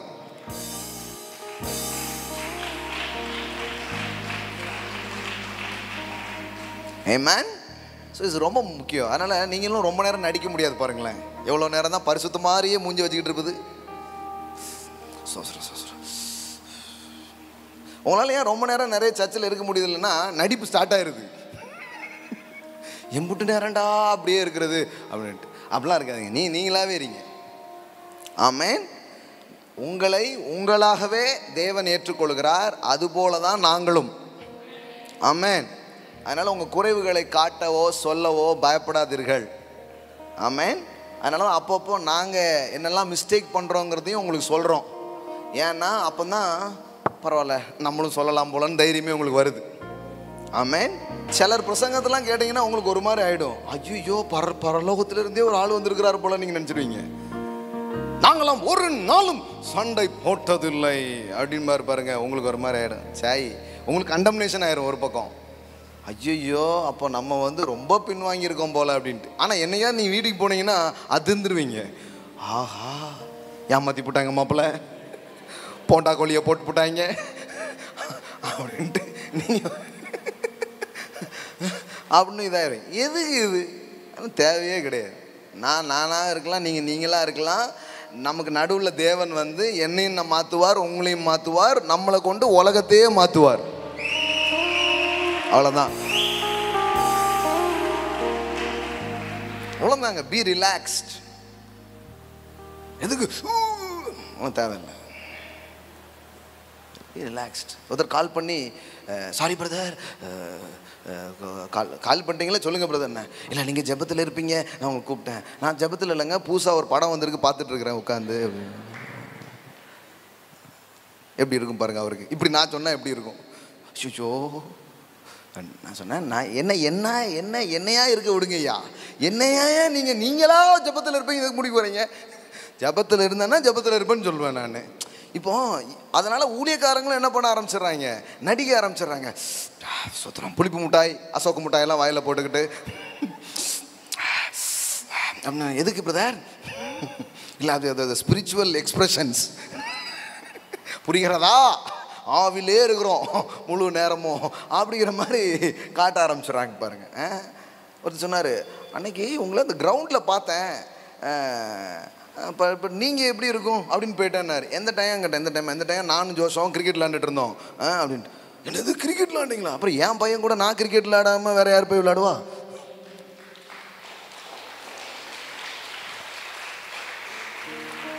பாருங்க, இப்போ சில பேருக்கு பாஸ்டர்னா இவங்க மைண்டில் நினைச்சுன்னா அப்படியே ஒரு அங்கி போட்டுக்கிட்டு ஆவிய அப்படின்னு ஒருத்தர் அப்படியே ஆடிட்டே இருப்பார் போல. அங்கே அப்படிலாம் கிடையாது. அதனால தான் வேணும்னே இந்த ட்ரெஸ் கோடெலாம் கொஞ்சம் சேஞ்ச் பண்ணி கொஞ்சம் வேறு மாதிரிலாம் வருதுன்னா நீங்கள் யோசித்துறது ஆளே நாங்கள் கிடையாது. சில நேரம் நீங்கள் கடவுளே பார்த்து அழிச்சிருவீங்க. அவர் ரொம்ப சாதாரணமாக எல்லாரும் கூட உட்காந்து பேசிகிட்டு இருப்பார்.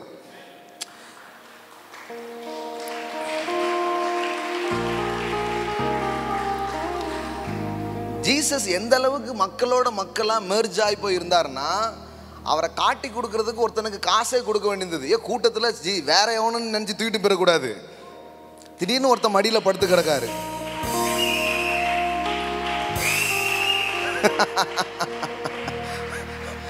திடீர்னு பார்த்தீங்கன்னா ஒருத்தன் காலை அமுக்கிட்டு இருக்காரு. யாருப்பா தலைவர், யார் தொண்டர் ஒன்றுமே தெரிய மாட்டுக்கு. இப்போ ஏசு கால் கழுவிட்டு இருக்கும்போது ஒருத்தன் போனால் எப்படி இருக்கும்? உங்கள் தலைவர் யார்? எங்கள் தலைவர் தான் கால் கழுவிட்டு இருக்காரு. என்னங்க இது அப்படின்ட்டு ஜீசஸ் முன்னாடி கொஞ்சம் அரிக்கிற மாதிரி இருக்குது, இந்த பக்கம் வாங்க, லைட்டாக சொடிஞ்சு விடுங்க அப்படிங்காரு. புரியுதா உங்களுக்கு? அப்போ அவன் யார் தலை அப்படின்னு நெஞ்சிலே சாஞ்சிட்டான் ஒருத்தன். இப்படி தான் இருந்திருக்கிறாங்க. அதனால தான் அவரை காட்டி கொடுக்கறதுக்கு கொஞ்சம் காசு கொடுத்து என்ன பண்ண வேண்டியது. ஏன்னா யாருன்னே தெரிய மாட்டுக்கு. ஒரே மாதிரி இருக்குது. திடீர்னு அவர் சட்டையை ஒருத்தன் இவன் போடுதான், இவன் சட்டையை போடுதான், வேறு மாதிரி இருக்குது. ஓ அண்டர் வேற நான் எடுக்க மாட்டேன், ஏன் அண்டர் வேற நான் எடுக்காத, இந்த மட்டும் தான் தவிர மற்றபடி எல்லாமே காமனாகவே இருக்குது.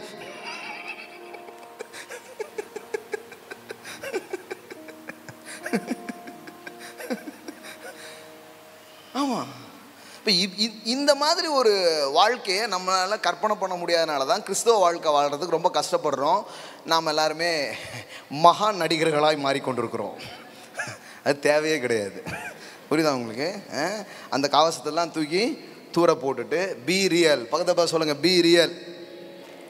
வரும்னா வரும்னு சொல்லுங்கள், வராதுன்னா வராதுன்னு சொல்லுங்கள். இதில் இப்போ என்ன? அதுதான் ஏசு சொன்னார், உள்ளதை உள்ளதென்றும் இல்லதை இல்லதென்றும் சொல்லுங்கள், மற்றபடி அது தீமையினால் உண்டாயிருக்கும் அப்படின்னு சொல்கிறார். ஆமென். சரி கவனிங்க. என் நுகம் மெதுவாயும் என் சுமை லகுவாயும் இருக்கிறது என்றார். அப்படின்னா என்ன அர்த்தம்னா, கிருபைக்கு கீழே இயேசு போதிக்கிற ஒழுங்குகள் அல்லது இயேசு சொல்லக்கூடிய சில ஒழுங்குகள்ங்கிறது உங்களை பாரப்படுத்துவதற்கல்ல, அது உங்களை இன்னும் அழகுற ஆக்குகிறதுக்கான காரியங்களாக இருக்கிறது. ஆமென். இயேசு நிறைய விதத்தில் டிசைபிள்ஸை ஒழுங்குபடுத்த தான் செஞ்சார். ஏன் இப்படி யோசிக்கிறீங்க, அவங்க சிந்தனைகளை கரெக்ட் பண்ணாரா பண்ணலையா? ஏன் அவிசுவாசமாக இருக்கிறீங்க என்று அவர்கள் அவிசுவாசத்தை குறித்து கடிந்து கொண்டாரா இல்லையா? என்னங்க? அப்போ ஜீசஸுடைய டீச்சிங்ஸ் நீங்கள் பாருங்கள். அவர்கள் அவிசுவாசத்தை குறித்து அவர் கடிந்து கொள்கிறார். நீங்கள் இப்படி விதமாய் சிந்திப்பது என்ன அப்படின்னு அவங்க சிந்தனையை கடிந்து கொள்கிறார். இவ்விதமாய் நீங்கள் செய்யலாகாது என்று அவருடைய சில செயல்களை அவர் கடிந்து கொள்கிறார். இது எல்லாம் கிருபையின் கீழ் அன்பினால் செய்யப்படுகிற சில கரெக்ஷன்ஸ் ரொம்ப ரொம்ப அவசியமாக இருக்கிறது. ஆமென். எல்லாம் சொல்லுங்கள், டிசிப்ளின். இனிமே இது உங்களுக்கு ஸ்வீட் வேர்டாக இருக்கணும், இனிமையான வார்த்தையாக மாறிடணும். ஆமென். யாராவது உங்களை குறித்து எஸ் யாராவது ஒருத்தங்க உங்ககிட்ட ஒழுங்குபடுத்த பற்றி பேசணுன்னே வந்துட்டாங்க ஐயா அப்படி பார்க்கக்கூடாது. எனக்கு உதவ வந்த தெய்வமே வாங்க வாங்க வாங்க அந்த மாதிரி பார்க்கணும்.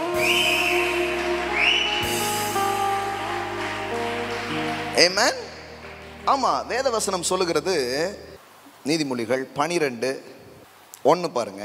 புத்திமதிகளை விரும்புகிறவன் என்ன மாதிரி ஒரு கேரக்டர் பாருங்க.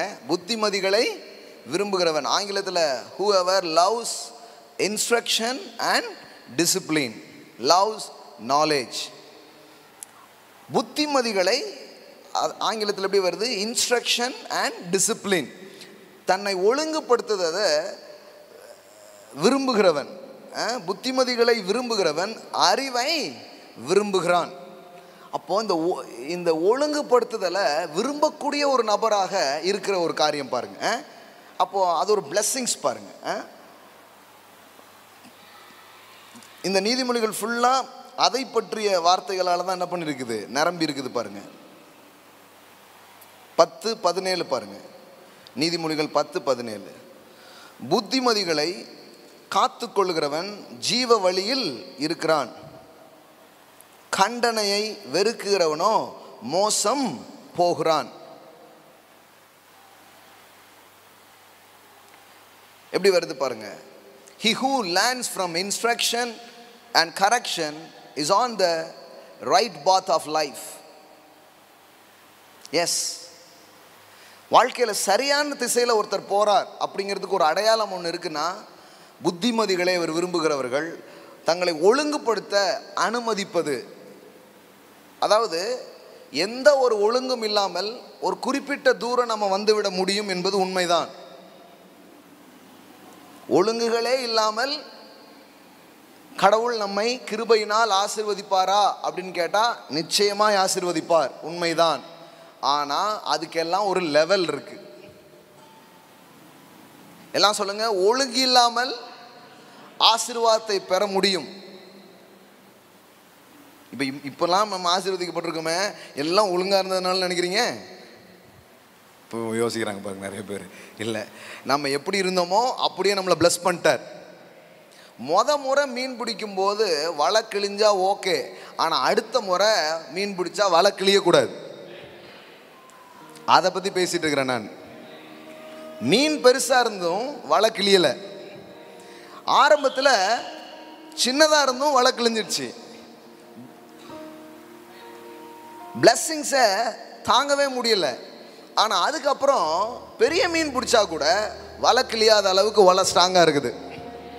அப்போது சில ஸ்டேஜஸ் இருக்குது நம்ம வாழ்க்கையில், அதை நம்ம புரிந்து கொள்ள வேண்டும். கிருபையிலே பல நிலைகள் நம்ம வாழ்க்கையில் இருக்கிறது, அது உண்மைதான். ஒரு பொம்மைக்கார ஓட்டுறதுக்கு அப்படியே வாங்கி கொடுத்துருவீங்க. உங்கள் பிள்ளைக்கு ஓட்ட தெரியுமா அப்படின்லாம் யோசிக்கவே மாட்டீங்க, அப்படியே தூக்கி கொடுத்துருவீங்க. அன்பினால் விளையாடுறான் அவனே அப்படின்னு கொடுத்துருவீங்க. ஆனால் நிஜமான ஒரு காரை உங்கள் பிள்ளை கையில் அப்படி கொடுப்பீங்களா? கொடுக்க மாட்டீங்க. ஏன்னா நீங்கள் அவனை நேசிக்கிறீங்க. அவனை மட்டும் இல்லை, உங்கள் தெருவில் உள்ள கொஞ்சம் வரையும் நேசிக்கிறீங்க. இருக்கிறீங்களா? இப்போ எப்போ கொடுப்பீங்க அதை? அவன் நல்லா கற்றுக்கிட்டு அவன் இதான பிறகு தான் கையில் கொடுப்பீங்க. நான் என்ன கேட்குறேன்னா, தேவன் இதுலேருந்து ஏதாவது மாறுறாரா? மாறல. He is a good father. ஆமென். நீங்கள் ஆசீர்வாதத்தை பார்த்தீங்கிறது உண்மைதான், அது பொம்மைக்கார மாதிரி. ஆனால் நீங்கள் பார்க்காத சில ஆசீர்வாதம் உங்களுக்காக வைக்கப்பட்டிருக்கிறது. அது அது அது நிஜமான சில ஆசீர்வாதங்கள், மேன்மையான சில ஆசீர்வாதங்கள். அதுக்கு உங்கள் கேரக்டரை கொஞ்சம் மாற்ற சொல்லுவார். அதுக்கு சில டிசிப்ளினை உங்கள் வாழ்க்கையில் கொண்டு வர செய்வார். அப்படி காரியம் வந்துச்சுன்னு சொன்னால், இது வரைக்கும் நீங்கள் பார்த்ததெல்லாம் சும்மா பொம்மைக்கார மாதிரி சில ஆசீர்வாதம். ஆனால் இனிமே பார்க்க போகிறதெல்லாம் அது வேற லெவலில் அது இருக்க ஆரம்பிக்கும். ஆனால் இதில் இருக்கிற இன்னொரு பியூட்டிஃபுல் திங்ஸ் என்ன தெரியுமா? அதுக்கும் அவர் தான் உதவி செய்கிறார்.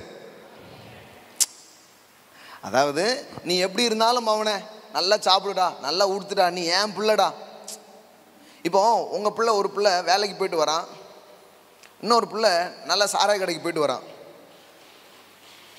வேலைக்கு போயிட்டு வந்த பிள்ளைக்கும் சாப்பாடு போட தான் செய்வீங்க, சாராய கடைக்கு போயிட்டு வந்தாலும் என்ன தான் கொடுக்க தான் செய்வீங்க. இப்போ நம்ம இந்த அரிசி பருப்பு இதெல்லாம் இந்த கொரோனா டைமில் நிறைய பேருக்கு கொடுத்தோம். அப்போது நம்ம டீமில் ஒருத்தர் சொன்னார், இந்த குடிகார பயிலுக்கெல்லாம் கொடுத்துடக்கூடாது, நல்லா சாப்பிட்டுட்டு குடிச்சிட்டு கிடப்பாங்கன்ட்டு. நான் கூப்பிட்டு சொன்னேன் டீமுக்கு, ப்ரோ அவனுக்கு தான் கொடுக்கணும், ஏன்னா வயிறு எரியும், அவனுக்கு தான் முதல்ல கொடுக்கணும், ரொம்ப பசி வேறு அவனுக்கு எடுக்க ஆரம்பிக்கும். அதனால் இங்கே கை வச்சிடாதீங்க, இங்கே இந்த டைம் எல்லாருக்கும் கொடுங்க. நல்லவங்களுக்கு கொடுக்கறதுக்கான இது கிடையாது. நல்லோர் மேலும் தீயோர் மேலும் மழையை வருஷிக்கிறார். ஆமென். துரோகிகளுக்கும் நன்றி அறிதல்னா என்னன்னு தெரியாது, அவங்களுக்கும் அவர் ஆசீர்வாதத்தை கொடுக்கிறாரு. ஆமா, இட்ஸ் a common grace. எல்லாம் சொல்லுங்க, காமன் கிரேஸ். கிருபையில் நிறைய அளவுகள் இருக்குது பாருங்க, நிறைய அளவுகள் இருக்குது. நம்ம எல்லாத்தையும் ஒரே லெவல்லே பார்க்கறதுனால தான் அப்படியே உட்காந்துட்டே இருக்கிறோம். நீங்கள் ஜெபிக்காமலே சில காரியம் நடக்கும். That is common grace. ஆமாம், நீங்கள் ஜபமே பண்ணியிருக்க மாட்டீங்க. யோசித்து பாருங்கள், எத்தனையோ காரியங்கள் நான் பார்த்துருக்குறோம். இப்போ இந்த ஜான் ஜபராஜ் மீட்டிங்க்கு யாரெல்லாம் ஜெபம் பண்ணீங்க பாருங்க, 5% பேர் தான். நிறைய பேர் 3 பேர் தான். அப்புறம் எப்படி மீட்டிங்கில் வந்து ஆசீர்வாதமாக இருந்துச்சு. இதுதான் கிரேஸ். நம்ம ஜெபிக்காமலே ஆண்டவர் வந்து நிறைய வேலை செய்கிறார். இந்த டீச்சிங்கை கேட்கும்போது உங்களுக்கு ஒரு குழப்பம் வரும், இவர் நம்மளை திட்டுறாரா பாராட்டுறாரான்ட்டு.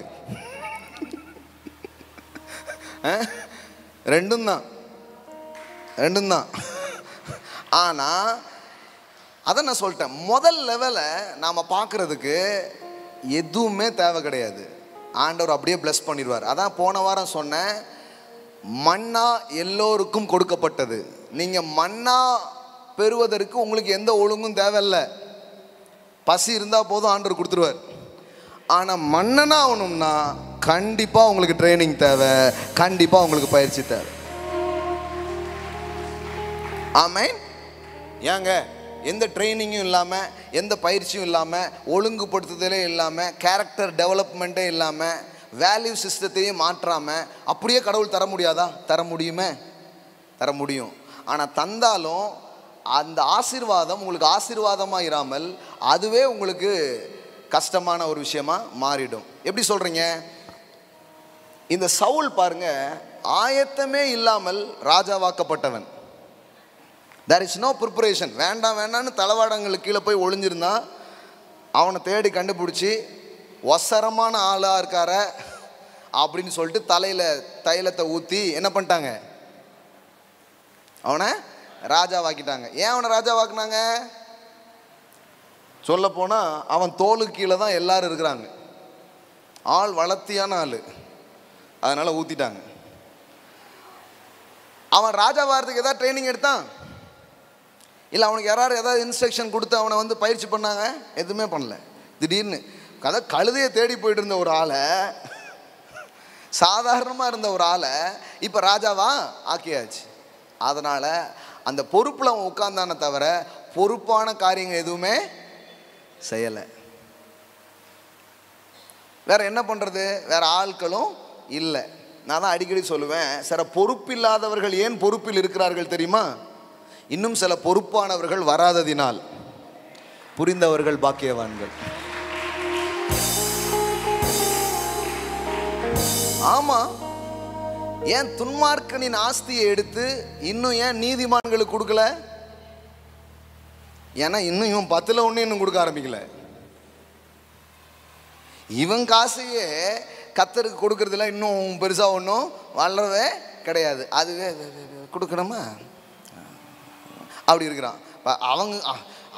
அதாவது நான் தான் சொல்லலை, அங்கே இருக்கிறது ஏன் எடுத்து கொடுக்கலன்னா, இங்கே கொடுக்குற மாதிரி ஒரு ஆள் இருந்தாருன்னா கண்டிப்பாக அங்கே இருக்கிறத எடுத்துங்க அவர் டிரான்ஸ்ஃபர் பண்ணுவார். நான் சொல்கிறத நல்லா கவனிச்சுக்கோங்க. ஆயத்தம் இல்லாமலேயே நீங்கள் சில ஆசீர்வாதங்களை பெற முடியும். ஆனால் அது உங்களுக்கு ஆசீர்வாதமாகவே இருக்காது. அப்போ ஆண்டவர் தரவே மாட்டாரா? தந்திருக்காரா? இவ்வளோ நாள் நம்ம வாழ்ந்ததே கிருபையில் தான், இனிமையும் வாழ போகிறது கிருபை தான்.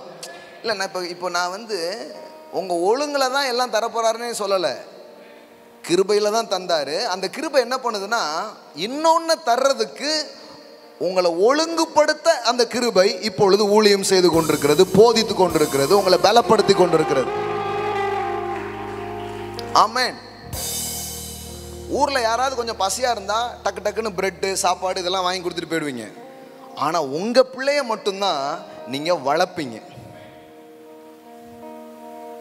ஏன்னா அது காமன் கிடையாது, அது உங்கள் பிள்ளை. உங்கள் பிஸ்னஸ் ரகசியத்தை சொல்லி கொடுப்பீங்க, என்னெல்லாம் பண்ணணும்னு சொல்லுவீங்க, இதெல்லாம் இப்படி செய்யணுங்கிற இன்ஸ்ட்ரக்ஷனை நீங்கள் கொடுப்பீங்க.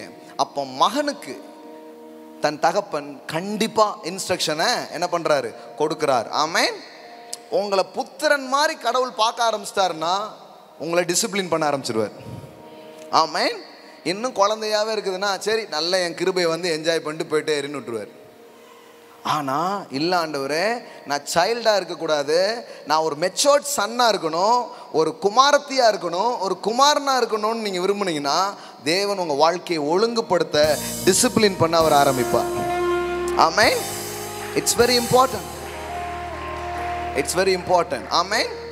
அப்போ கவனிங்க, இன்னையிலிருந்து ஆசைப்படுங்க. எதன்னா புத்திமதிகளை, ஆலோசனைகளை, கரெக்ஷன்ஸை விரும்புங்க. ஆமென். சிலர் இருக்காங்க, அவங்க பிள்ளைங்களை யாரும் எதுவும் சொல்லிடக்கூடாது. பார்த்துருக்கீங்களா? நீங்கள் உங்கள் பிள்ளை பக்கமாக நீங்கள் நிற்கிறது நியாயம்தான், ஆனால் அவங்க சொல்கிறது உண்மையான்னு பார்க்கணும். சிலர் அதெல்லாம் என்ன என் பிள்ளை எப்படி சொல்லலாம் அப்படின்ற. அப்புறம் பார்த்தா அது உங்களை ஒரு நாள் வேற மாதிரி பண்ணிட்டு இருக்கும். அதெல்லாம் பண்ணக்கூடாது. கேளுங்க, அப்படியா, சரி ஓகே. அவனை ப்ரொடெக்ட் பண்ணணும் அதே நேரத்தில். ஆனால் வீட்டுக்கு கூப்பிட்டு வந்து கேட்கணும், என்ன விஷயம், உண்மையா ஏதுன்னு கேட்கணும். கேட்டு அதை சரிப்படுத்தணும். அப்படி இல்லைன்னு வைங்களேன், அது வேற மாதிரி போக ஆரம்பிக்கும். எல்லாம் சொல்லுங்க, டிசிப்ளின். கிருபையின் கீழ் ஒழுங்குகளே இல்லை அப்படின்னு யாரோ புரிஞ்சுக்கிறாங்க. ஆனால் என்ன கேட்டால் கிருபையின் கீழே அழகான பியூட்டிஃபுல்லான ஒழுங்குகளை தேவன் வைத்திருக்கிறார். ஆமென். ஸோ இதை நீங்கள் கவனிக்க வேண்டும். வேத வசனம் கொடுக்கப்பட்டதற்கு பல நோக்கங்கள் இருக்குது. அதில் ரொம்ப முக்கியமான ஒரு நோக்கம் ஒழுங்குபடுத்துவது. ஆமென். இப்போ கவனிங்க, நீதிமொழிகள் 13:1 பாருங்க. ஞானமுள்ள மகன் தன் தகப்பனுடைய போதகத்தை கேட்கிறான், பரியாசக்காரனோ கடிந்து கொள்ளுதலுக்கு செவிகொடான். பாருங்க, a wise son என்ன பண்றாரு?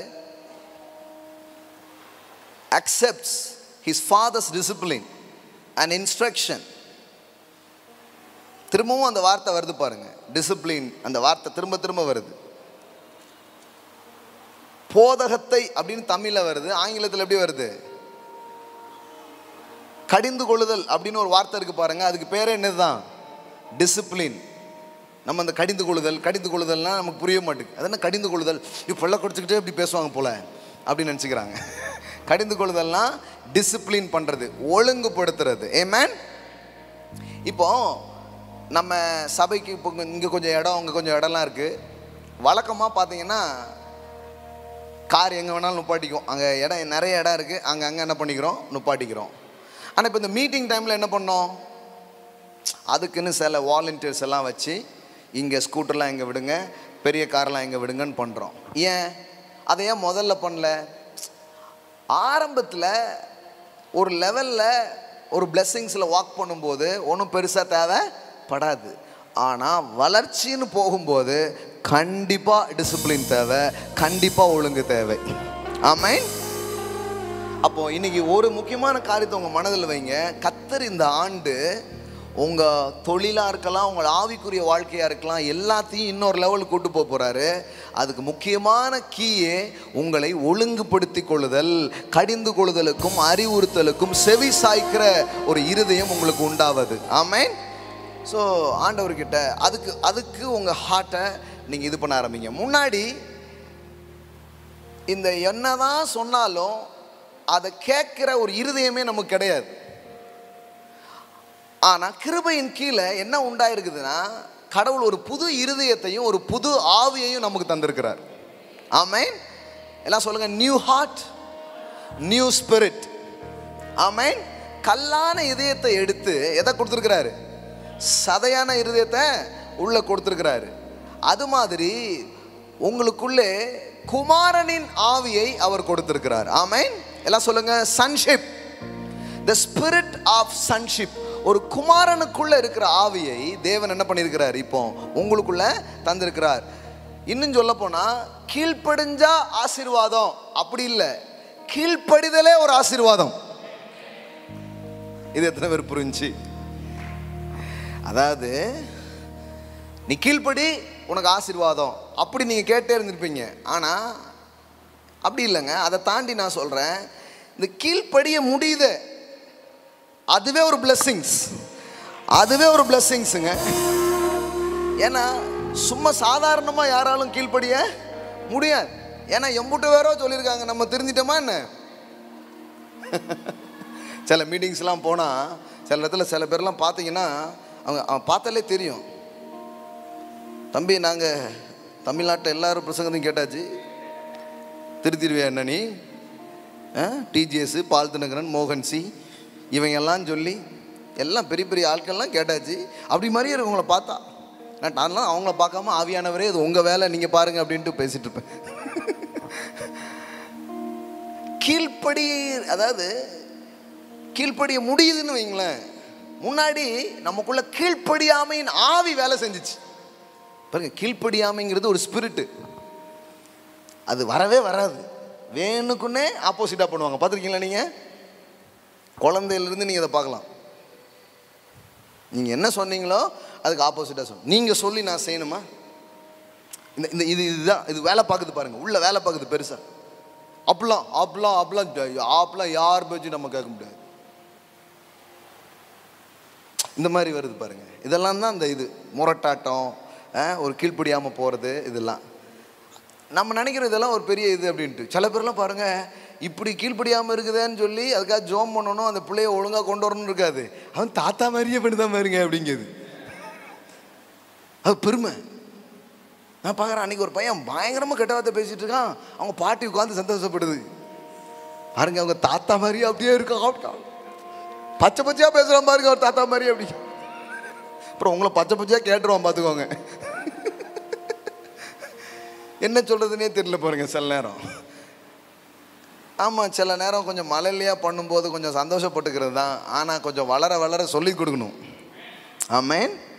இட்ஸ் நாட் ரைட், இதெல்லாம் முக்கியம், இதெல்லாம் தேவைன்னு சொல்லித்தரணும். ஸோ வேத வசனம் கொடுக்கப்பட்டதின் நோக்கத்தை நான் முதல்ல வாசித்த அந்த இடத்துக்கு வாங்க பார்க்கலாம். 2 தீமோத்தேயு 3:16. வேத வாக்கியங்கள் எல்லாம் தேவ ஆவியினால் அருளப்பட்டிருக்கிறது. பாருங்க, உங்க கையில் இருக்குல்ல பைபிள், அதுக்கு ஒரு பேர் இருக்கு. என்ன பேரு? வேத வாக்கியம். எல்லாம் சொல்லுங்க, வேத வாக்கியம். சில பேர் பைபிள் எடுத்துட்டு என்ன சொல்லுவாங்கன்னா, இது தேவனுடைய வார்த்தை அப்படின்னு சொல்லுவாங்க. இல்லைங்க, அது தேவனுடைய வார்த்தை கிடையாது, அதுக்கு பெயர் வேத வாக்கியம், ஸ்கிரிப்சர். எல்லாம் சொல்லுங்க, scripture. Bible is not a word of God, it is a scripture. ரெண்டுக்கும் வித்தியாசம் தெரிஞ்சுக்கணும். இயேசு தேவனுடைய வார்த்தையா இருக்கிறார். இயேசு பைபிள் எப்படி சொன்னாரு? உங்கள் வேத வாக்கியங்கள் என்ன சொல்லுகிறது அப்படி சொன்னார். அப்போ வேத வாக்கியம்னா என்னன்னா, இந்த ஒட்டுமொத்த பைபிளுக்கு ஒரு பேர் தான் என்னது? எல்லாம் சொல்லுங்க, வேத வாக்கியம். எல்லாம் சொல்லுங்க, ஸ்கிரிப்சர். அப்போ தேவனுடைய வார்த்தை, இந்த ஸ்கிரிப்சருக்குள்ள தேவனுடைய வார்த்தை இருக்கு. எல்லாம் சொல்லுங்க, வேத வாக்கியங்களுக்குள் தேவனுடைய வார்த்தை இருக்கிறது. ஆனால் பைபிள் தேவனுடைய வார்த்தை என்ன பண்ண முடியாது, பிளேனா சொல்ல முடியாதுங்கிறேன். ஏன்னா பைபிள்ல பிசாசு பேசுனது கூட இருக்கு. என்னங்க, மாமியார் பேசுனது கூட இருக்கு. அப்போ எப்படிங்க அதை தேவ வார்த்தைன்னு சொல்ல முடியும்? சிலருடைய புலம்பல்கள் அதில் இருக்குது, புரியுதுங்களா? சிலர் போட்ட மொட்டை கடுதாசிலாம் இருக்கு. இப்போ நம்ம ஒட்டுமொத்தமாக தூக்கிட்டு இது தேவனுடைய வார்த்தை அப்படி சொல்ல முடியாது. அதுக்கு பேர் என்னது? வேத வாக்கியம். எல்லாம் சொல்லுங்க, வேத வாக்கியம். அப்போ வேத வாக்கியத்துக்கு உள்ள என்ன இருக்கு? தேவனுடைய வார்த்தை இருக்குது. ஆனாலும் இங்க ஒரு அத்தாரிட்டி கொடுக்கப்படுகிறது. என்ன அத்தாரிட்டியான வார்த்தை?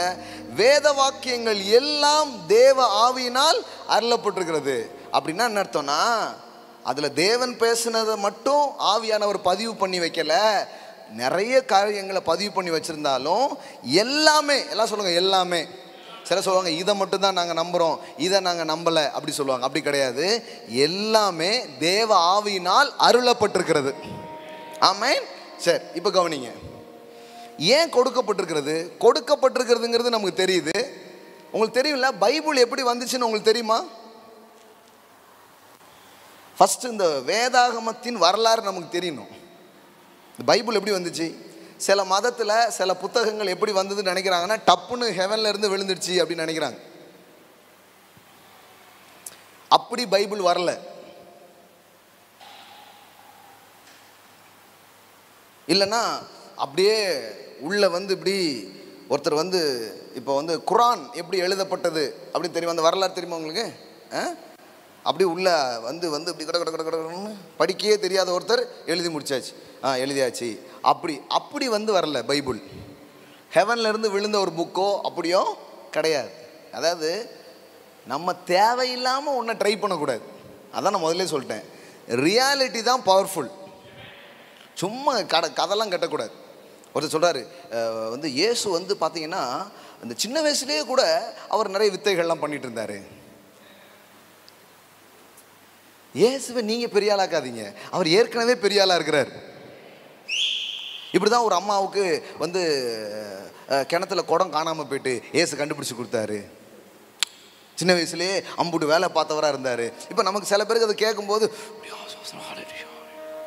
இப்போ நீங்கள் இந்த ஃபேஸ்புக் இதெல்லாம் பார்த்தீங்கன்னா திடீர்னு ஒரு தூதன் பறந்தான் அதனால படம் போட்டுருப்பாங்க. உடனே இவங்க பத்தியா தூதன் பறந்தான் படம் போட்டிருக்கான் அப்படின்ட்டு. அப்புறம் அடுத்தால வந்து இது மாஃபிங் பண்ணப்பட்டதுன்னு அடுத்தால வரும். நீங்கள் கடவுளை காப்பாற்றாதீங்க, கடவுள் தான் உங்களையும் என்னையும் காப்பாற்றுறவர்.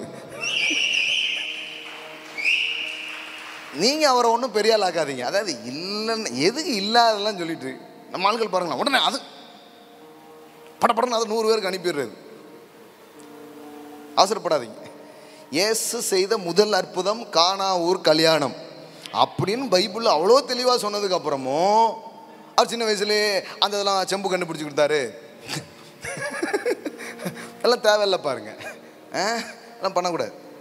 இப்போ கவனிங்க, அதாவது அது மாதிரி பைபிளில் நீங்கள் ரொம்ப தூக்கி காட்ட வேண்டாம், அது எல்லாத்தையும் தூக்கும். அதை நீங்கள் ஒன்றும் காப்பாற்ற வேண்டியதே கிடையாது. அது வந்து அப்படி எழுதப்படலை, பல்வேறு மனிதர்களால் பல்வேறு காலகட்டத்தில் எழுதப்பட்ட ஒரு தொகுப்பு தான் வேத புத்தகமாக இருக்கிறது. ஒருத்தங்க எழுதுனாங்களே அவங்க பார்த்ததே கிடையாது இன்னொருத்தங்க. பல்வேறு பின்னணி, மெய்ப்பர்கள் எழுதியிருக்கிறாங்க, மீனவர்கள் எழுதியிருக்கிறாங்க, ராஜாக்கள் எழுதியிருக்கிறாங்க, சாதாரண மனிதர்கள் எழுதியிருக்கிறாங்க, எல்லாரும் எழுதியிருக்கிறாங்க. ஆனால் பைபிளுடைய பியூட்டி என்னென்னா, வேறு வேறு காலகட்டத்தில் வாழ்ந்து வேறு வேறு பின்னணியிலிருந்து வந்து எழுதியிருந்தாலும் சேர்த்து வச்சு பார்த்தா ஒட்டுமொத்த கருத்து ஒன்றாவே இருக்குது. அதுதான் வேதவசனத்தின் மேன்மையாக இருக்கிறது. ஆமென். சரி, இப்போ கவனிங்க, அது எப்படி கொடுக்கப்பட்டிருக்குங்கிறது நமக்கு தெரிஞ்சிருச்சு. ஓரளவுக்கு சொல்லியிருக்கிறேன். நம்ம அப்புறமா அந்த பைபிள் கிளாஸஸ் இதெல்லாம் வைக்கும்போது ரொம்ப டீப்பாக வரலாறுலாம் என்ன பண்ணலாம், படிக்கலாம். தமிழ் பைபிளை எப்படி வந்துச்சு, அதுக்கு ஒரு வரலாறு இருக்குது. எப்படி இந்த வேதத்தை மொழிபெயர்த்தாங்க, 66 புக்கு மட்டும்தான் இதில் இருக்குது. இன்னும் சில புக்ஸ் எல்லாம் ஏன் ரிஜெக்ட் பண்ணாங்க, இதை மட்டும் ஏன் சேர்த்தாங்க, இதெல்லாம் ஒரு ஸ்டடி பாருங்கள். அதுக்கான வகுப்புகளில் நம்ம என்ன பண்ணலாம், பேசலாம். இப்போ கவனிங்க, ஏன் கொடுக்கப்பட்டிருக்கு, வாட் இஸ் அ பர்பஸ், கொடுக்கப்பட்டது நோக்கம் என்ன? தேவனுடைய மனுஷன், எல்லாம் சொல்லுங்கள், தேவனுடைய மனுஷன்.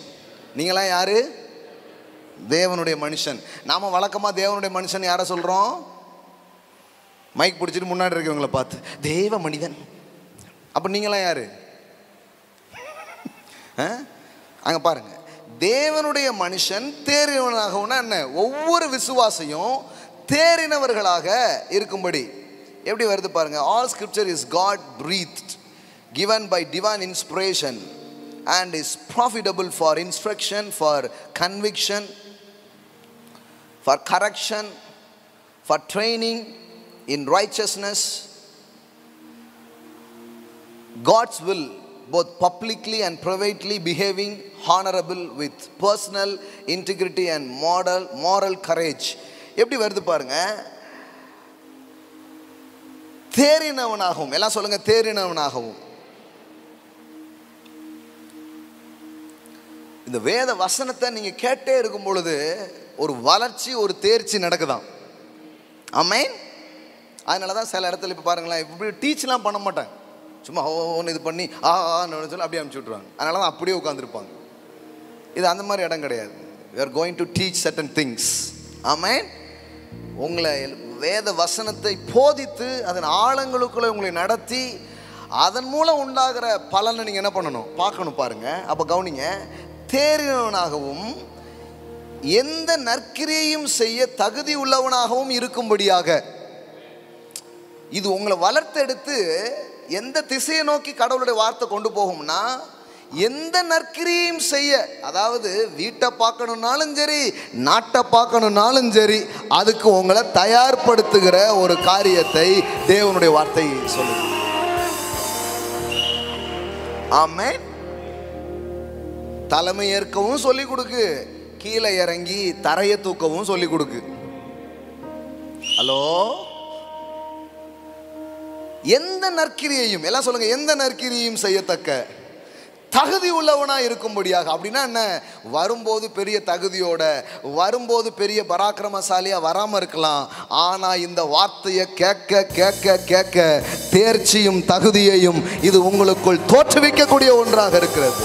பக்தி விருத்தியை ஏற்படுத்தக்கூடிய ஒன்றாக அது இருக்கிறது. ஆமென். அதனாலதான் இங்க நீங்க வந்துட்டு சும்மா போக முடியாது.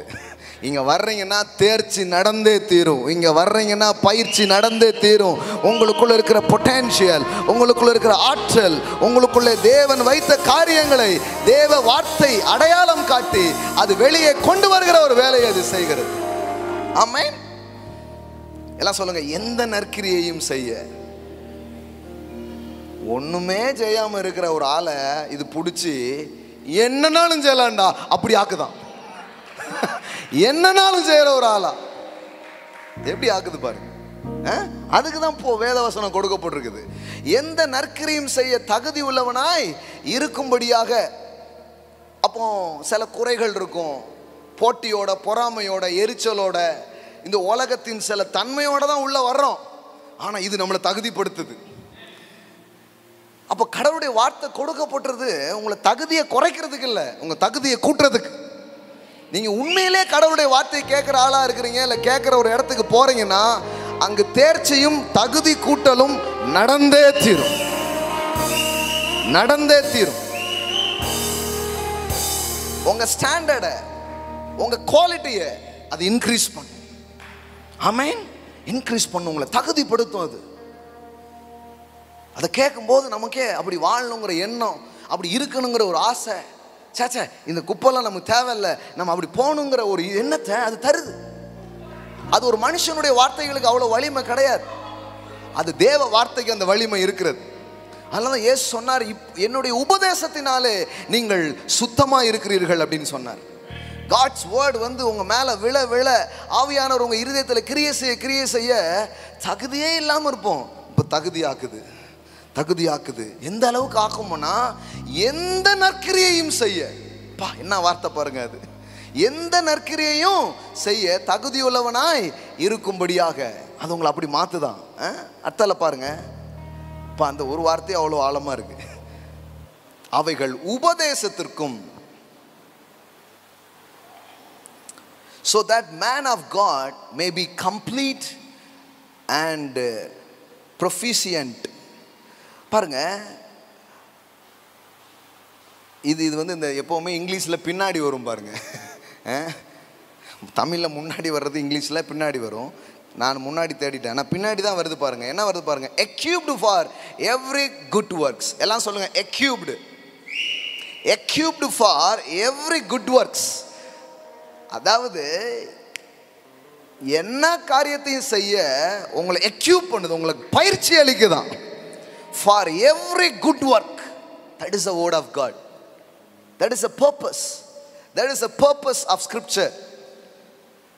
அதுதான் வார்த்தை கொடுக்கப்பட்டதனுடைய நோக்கம். அப்போ ஒவ்வொரு நாளும் இந்த வார்த்தையோடு தொடர்பு வர வர வர வர உங்க வாழ்க்கையில் ஒரு தேர்ச்சி, ஒரு தகுதி உயர்த்துதல், ஒரு எக்யூப் என்ன பண்ண ஆரம்பிக்குது, நடக்க ஆரம்பிக்குது. அதனால தான் ஒரு டிசிப்ளின்டான வேத வாசிக்கிற பழக்கம் நமக்கு தேவை. நீங்கள் யோசிங்க, உங்களை எத்தனை பேருக்கு ஒரு டிசிப்ளின்டாக உட்காந்து பைபிள் படிக்கிற ஒரு பழக்கம் உங்களுக்கு வந்திருக்கு?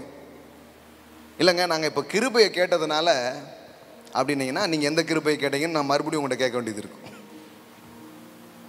முன்னாடி என்ன சொல்லிட்டாங்க? பைபிள் படிக்காமல் ஜோம் பண்ணாமல் போனேன்னா கண்டிப்பாக தெருவில் இருக்கிற கல்லை பூரம் உன் காலை தட்டும், கண்டிப்பாக உன் வண்டி குட்டிக்காரன் அடிக்கும், கண்டிப்பாக உன் விரலை நீ மிஷினுக்குள்ளே விட்டுருவேன். இதுதான் சொல்லி அனுப்பிச்சாங்க. இந்த பயத்திலேயே பண்ணவங்க தான் நிறைய பேர். படித்தோம். ஆண்டவரே 1ஆம் தேதி எனக்கு திரும்ப ஆண்டவரே 2 அதிகாரம் வாசித்துப்படுகிறேன். ஆண்டவரே என்ன வாசம் தெரியும், எப்படி கடன் வாசித்தாச்சு, இன்றைய கடன் முடிந்தது. அப்படி வாசித்த நாளெல்லாம் போயிடுச்சுங்க. இப்போ அப்படி கிடையாது. ஆனால் இப்போ எப்படின்னா, இப்போ லவ் லெட்டர் படிக்கிற மாதிரி, நேசம் அன்பினால் உம்முடைய வேதத்தில் பிரியமா இருக்கிற மனுஷன் பாக்கியவான். முன்னாடி என்ன சொல்லி கொடுத்தாங்கன்னா, நீ வேதம் வாசித்தால் தான் தேவன் உன்னை ஆசீர்வதிப்பார். நான் சொல்றேன் தப்பு. அப்போ நீங்க வேதத்தை வாசிச்சாதான் உங்களுக்கு தெரியும் தேவன் எந்தெந்த விதத்திலெல்லாம் உங்களை ஆசீர்வதிச்சிருக்கிறார் அப்படின்ட்டு. அதாவது இது எப்படி தெரியுமா, நீங்க செய்யறதுனால அவர் செய்யல, அவர் செஞ்சிருக்கிறதுனால நீங்க போய் செய்யுங்கிறேன் நான். எத்தனை பேர் புரியுது நான் சொல்றது?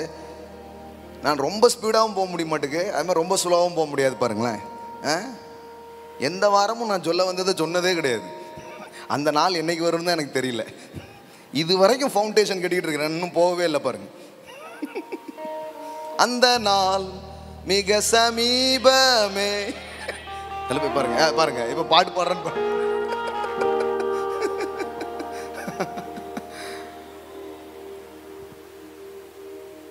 படிச்ச ஆசீர்வதிப்பாருங்கிறது இல்லைங்க, ஆசீர்வதிச்சிட்டாரு. இப்போ எனக்கு கொஞ்சம் சொத்து இருக்குது, கடவுளுடைய கிருபையினால இப்போ கொஞ்சம் சொத்துலாம் கடவுள் கொடுத்துருக்கிறார். ஆமென்.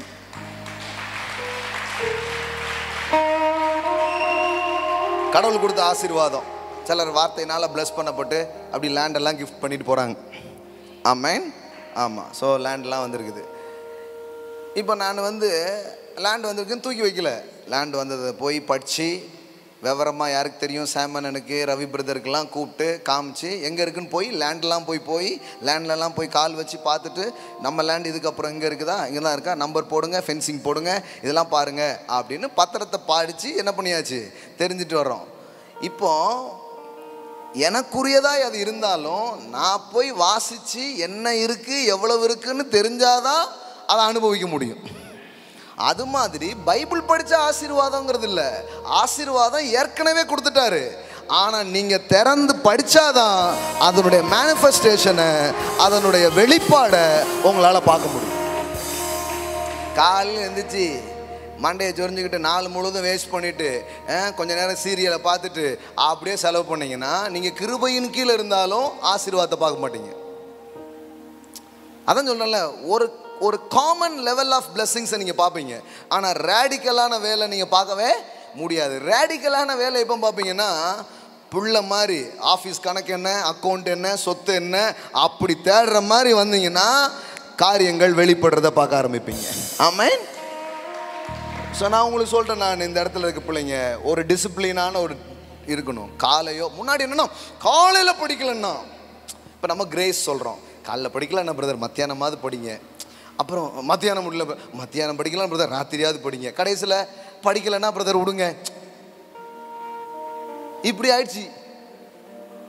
படிச்சா என்ன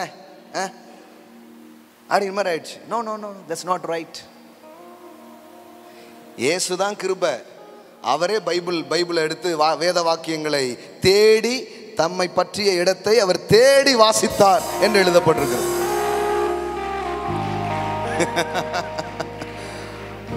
பக்கத்தில் பார்த்து சொல்லுங்க, கிருபையே பைபிள் படிக்கி. கிருபைக்குள்ள இருக்கிற உங்களுக்கு என்னாச்சு? ஹலோ, இயேசு பைபிள் படிச்சாரா படிக்கலையா? என்னங்க, படிச்சாரா படிக்கலையா? படிச்சார். சிறு வயது முதல் அந்த வேத எழுத்துக்கள் அவ்வளவு அவருக்கு தெரிஞ்சது. அதனால தான் அன்னைக்கு இருந்த ரபிக்களோட அவர் அப்படி சம்பாஷிக்கிறார். இவர் 4 கேள்விலாம் கேட்கிறார். சின்ன வயசுலேயே கேள்வி கேட்கிற அளவுக்கு வேதவசனம் உள்ள போயிடுச்சு. வார்த்தைக்கே வாக்கியம் தேவை என்றால் உங்களுக்கு எனக்கும் எவ்வளவு தேவைங்கிறத கொஞ்சம் யோசித்து பாரு. ஆமென். சிலர் கையில் கொண்டு வரதே இல்லை, அதுவும் ரொம்ப வேதத்தை எல்லாம் தூக்கிக்கிட்டு. ஏன்னா அவன் ரொம்ப கிருபையில் முத்திட்டாங்களாம்.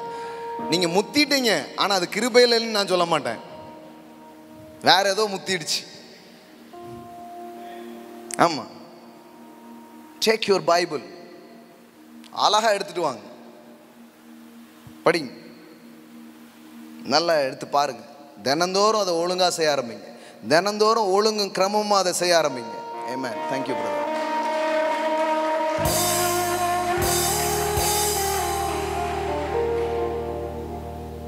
இவர் செழிப்பு, வீடு வரும், கார் வரும் சொல்கிறதுனால தான் மக்கள் கொட்டுறாங்கங்கிறாங்க. இல்லைங்க, இவ்வளோ நேரம் திருந்துங்கன்னு சொல்லிட்டு இருக்கேன், கொடுக்குறாங்களே கொண்டு வந்து. அப்படி கிடையாது பாருங்க, எல்லாத்தையும் தான் ஹானர் பண்ணுறோம். ஆமென். அப்போ நான் சொல்கிறேன் உங்களுக்கு, ஒரு டிசிப்ளினான டைம், ஒரு வேத வாக்கியங்களை வாசிக்கிறதுக்கு, ஒரு டிசிப்ளினாக ஒரு ஜெபத்திற்கு நேரங்களை ஒதுக்குறது ரொம்ப அவசியம். அப்படியே நாங்கள் ஆன் தி வேலை ஆண்டவரோடு பேசி கொண்டு போகிறபடியினால் இப்போ பேசுகிறதே இல்லை. அப்படி கிடையாது. கண்டிப்பாக உட்காருங்க. இது ரொம்ப ரொம்ப அவசியம். வாலிப பிள்ளைங்க, வாலிப பசங்க, பெரியவங்க எல்லாருக்கும் நான் சொல்கிறேன், கொஞ்சம் நேரம் உட்காந்து வாசிங்க. ஆண்டவர் அதுக்கு மூலமாக அவங்களோட பேசுவார். நீங்கள் படிச்சுட்டு போயிடுவீங்க, திடீர்னு ஹோலி ஸ்பிரிட் ஒரு ஸ்கிரிப்சரை கொண்டு வந்து அப்படியே உங்களுக்கு ஞாபகப்படுத்த ஆரம்பிப்பார். ஆமென். வசனத்தினால நிரம்புங்க. சில நான் வல்லமையாக இருக்கணும் பிரதர், அப்போ வசனத்தால நிரம்பிடுங்க, வல்லமையாக இருக்க ஆரம்பிச்சிருவீங்க. More word, more power. ஆமென். இயேசு அவ்வளவு ஸ்கிரிப்சர் எடுத்து கோட் பண்றாரு பாருங்க. எப்படி எல்லாம் உட்காந்து படிச்சார். தேவாலயத்தில் கொடுத்தா வந்து தம்மை பற்றி எங்க எழுதியிருக்குன்னு அவருக்கு தெரியுது. திறந்து கரெக்டாக எடுத்து வாசிக்கிறார். புரியுதா உங்களுக்கு? தோல் இப்போ மாதிரி பரவாயில்ல, அப்படியே டக்குன்னு போட்டு எடுத்துருவோம் கூகுளில் போட்டு. தோல் சுருள் கரெக்டாக சுருள் எடுத்து வாசிக்கணும். அம்புட்டு சுருளில் படிக்கலைன்னா தெரியுமா? திறந்து அழகா வாசிக்கிறார். அப்போ வார்த்தைக்கே வாக்கியம் தேவை. ஏசு தேவாலயத்துக்கு போனாரா ஒழுங்கா? என்னங்க சொல்ல போனா மாம்சத்தில் வந்த கடவுள், இதுல என்ன பிரச்சனை? கடவுளே ஆலயம் சென்றார். கடவுளே ஆலயம் செல்கிறார். ஆமென். கரெக்டா போய் உட்கார்றார், கரெக்டா போய் அமர்ந்திருக்கிறார். அப்போஸ்தலர்கள் ஒவ்வொருவரும் ரொம்ப டிசிப்ளினா தேவாலயத்துக்கு போயிருக்கிறாங்க. ரொம்ப டிசிப்ளினா ஜெப நேரத்தில் போய் அவங்க உட்கார்றாங்க. வேற ஏதாவது வேலை வந்தா சொல்றாங்க, இல்லைங்க நாங்களோ ஜெபம் பண்ணுவதிலும் வேதம் வாசிப்பிலும் தரித்திருப்போம் என்று தங்கள் ப்ரையாரிட்டியை எதுக்காகவும் மாற்ற தயாரா இல்லை. ஆமென். இதை யாரோ செய்யக்கூடாது, நீங்க செஞ்சு பாருங்க. நான் என் வாழ்க்கையில நான் பார்க்குற ஆசீர்வாதம், நன்மைகள் இது வேற எதனாலையும் நடக்கல, வேற என்னமோ இல்லை. நிறைய நேரம் உட்கார்ந்து படிக்க, கேட்க, இந்த வார்த்தைகள் உள்ள போக போக பார்த்தா இது எப்படின்னா ஒரு காற்று ஏற்றுற மாதிரி, ஒரு ஜீவ காற்று உள்ளே போகிற மாதிரி. நீங்கள் பலூன் தான், ஆனால் காற்று ஏற்றுனா தான் மேலே வருவீங்க. உங்கள் எல்லாருக்குள்ளேயும் பறக்கக்கூடிய ஆற்றல் இருக்குது, ஆனால் உள்ள காற்று போச்சுன்னா தான் பலூன் பறக்கிற மாதிரி இந்த ஜீவ சுவாசம் உள்ள போக போக போக அது உங்கள் வாழ்க்கையை மேலே கொண்டு வர ஆரம்பிக்கும். ஆமென். It's very important. ஸோ ஒரு நல்ல வேத வாசிப்புக்காக, நல்ல ஜெப நேரங்களுக்காக உங்களை ஒழுங்குபடுத்த வேண்டியது அவசியம். நீ இடைவிடாமல் ஆராதிக்கிற உன் தேவன். டேனியல் லைஃப்ல பரலோகமே சர்டிஃபிகேட் பண்ணுது. ராஜா சர்டிஃபிகேட் பண்றான் அவனை. ராஜா சொல்றான், நீ இடைவிடாமல் ஆராதிக்கிற உன் தேவன் உன்னை தப்புவிக்க வல்லவராய் இருந்தாரா அப்படின்னு கேட்குறான். இப்போ உங்கள்கிட்டையும் அதே தான் நிறைய பேர் சொல்ல போகிறாங்க. நீ இடைவிடாமல் ஞாயிற்றுக்கிழமை தோறும் போனேம்மா, இடைவிடாமல் வேதத்தை எடுத்து வாசித்துட்டு இருப்பேம்மா, அந்த தேவன் தாம்மா உன்னை இன்னைக்கு உயர்த்தி வச்சிருக்கிறாரு, அந்த தேவன் தாம்மா உன்னை வாழ வச்சிருக்கிறாரு, உன்னை தப்பு வச்சிருக்கிறாரு என்று உங்களை குறித்து சாட்சி சொல்லப்படும். ஆமென். தானியேலின் ஜெபங்களும் கொர்நேலியுவின் ஜெபங்களும் அவனுடைய தான தர்மங்களும் தேவனுடைய சமூகத்தில் நினைப்பூட்டுதலாய் வந்தது. ஆமென். தன் நாமத்தை குறித்து தியானிக்கிறவர்களுக்கென்று ஞாபக புஸ்தகம் ஒன்றை ஏற்படுத்து அப்படின்னு வேதாக பரலோகம் வந்து அதெல்லாம் ரெக்கார்ட் பண்ணுது. யார் ஆராதிக்கிறவர்களுங்கிறத ரெக்கார்ட் பண்ணுது. ஆராதிக்கிறவருடைய பலன் அப்பம் தெரியுதோ இல்லையோ, சில எதிர்மறையான சூழ்நிலை வரும்போது ஆராதிக்கிறவனுக்கும் ஆராதிக்கிறவங்களுக்கும் இருக்கிற வித்தியாசம் தெரிய வரும். வேத வசனங்களை வாசித்தவங்களுக்கும் வாசிக்காதவங்களுக்கும் வித்தியாசம் செய்ய வரும். கர்த்தருடைய ஊழியத்தை சில பேர், எனக்கு கர்த்தருடைய ஊழியத்தை செய்யணும்னு ஆசை பிரதர், வெயிட் பண்ணிட்டு இருக்கேன் பிரதர்மா, இங்கேயே இருக்குது ஊழியம். பாப்பா நான் உட்கார்ந்து வரப்புக்கு ஒரு 2 சேரை கூட எடுத்து போகாத அங்கே இருந்து ஸ்டார்ட் பண்ணுங்க நான் ஊழியத்தை. வேற ஏதாவது வேலை இருக்கா எனக்கு சொல்லுங்க, நான் செய்கிறேன். இங்கேருந்து ஸ்டார்ட் பண்ணுங்க. ஆமாம், நம்ம என்ன நினைக்கிறோம், பெரிய காரியங்கள்லாம் வரணும்னு காத்துட்டு இருக்கோம். இல்லைங்க, அங்கே சோகமாக இருக்கிற 2 பேர்கிட்ட போய் பேசுங்க, கவலைப்படாதீங்கன்னு பேசுங்க. அதான் ஊழியம். நம்ம வந்து என்ன எடுத்த உடனே ஒரு பெரிய மேடைகளுக்கு யாராவது கூப்பிடுவார்கள் அப்படின்னு. மேடை ஏறணுன்னே மேடை ஏறலைங்க. என்ன செஞ்சேன்னா என்ன செஞ்சோமோ அதை தான் உங்களுக்கு சொல்லிட்டு இருக்கிறேன். நான் சும்மா ஒரு நாள் ப்ரேயர் பண்ணுறதுக்கு ஆள் வரல, ஜோம் பண்ணேன். இந்த மிஷினரிகளுக்கெல்லாம் ஹெல்ப் பண்ணி ஃபண்டு கலெக்ட் பண்ணுறதுக்கு யாரும் இல்லை, நான் வரேன்னு போனேன். ஒரு நாள் சின்ன குழந்தைங்களுக்கு சண்டே கிளாஸ் நடத்துறதுக்கு யாரும் இல்லை, நான் வந்து சண்டே கிளாஸ் நடத்துனேன். இப்படியே பண்ணிகிட்டே இருந்தால் ஒரு நாள் பார்த்தா கடவுள் எங்கேயோ குழந்தைன்னு போட்டுறாரு.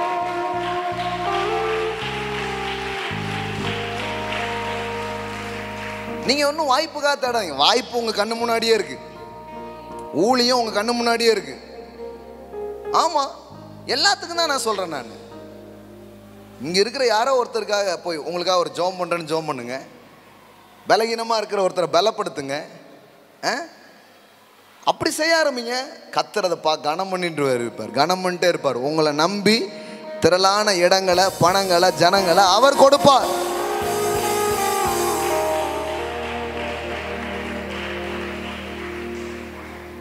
சும்மா ஒரு 10 பேர் முதல்ல கொடுத்து பார்ப்பார். 10 பேரை படாத பாடுபடுத்திடுறது இவங்க. அப்புறம் ஆண்டவர் பார்ப்பார், என் ஜனத்தை நான் காக்க வேண்டாமா? அப்புறம் ஒரு இது இருக்கு இல்லைங்க. உங்கள்கிட்ட வர்றவங்க சுகமடைய, விடுதலடைய, ஆறுதல் அடைய ஆகும். உங்களை நோக்கி ஜனங்களை ஆண்டவர் கொண்டு வர ஆரம்பிப்பார். ஆமென். கண்டிப்பாக செய்வார், கண்டிப்பாக செய்வார். அப்போ டிசிப்ளின் பண்ணிக்கிறது, தனது வழக்கத்தின்படியே பலகனி திறந்திருக்க 3 வேளையும் ஜெபம் செய்தான் அப்படின்னு இருக்குது. எல்லாம் சொல்லுங்க, வழக்கம்.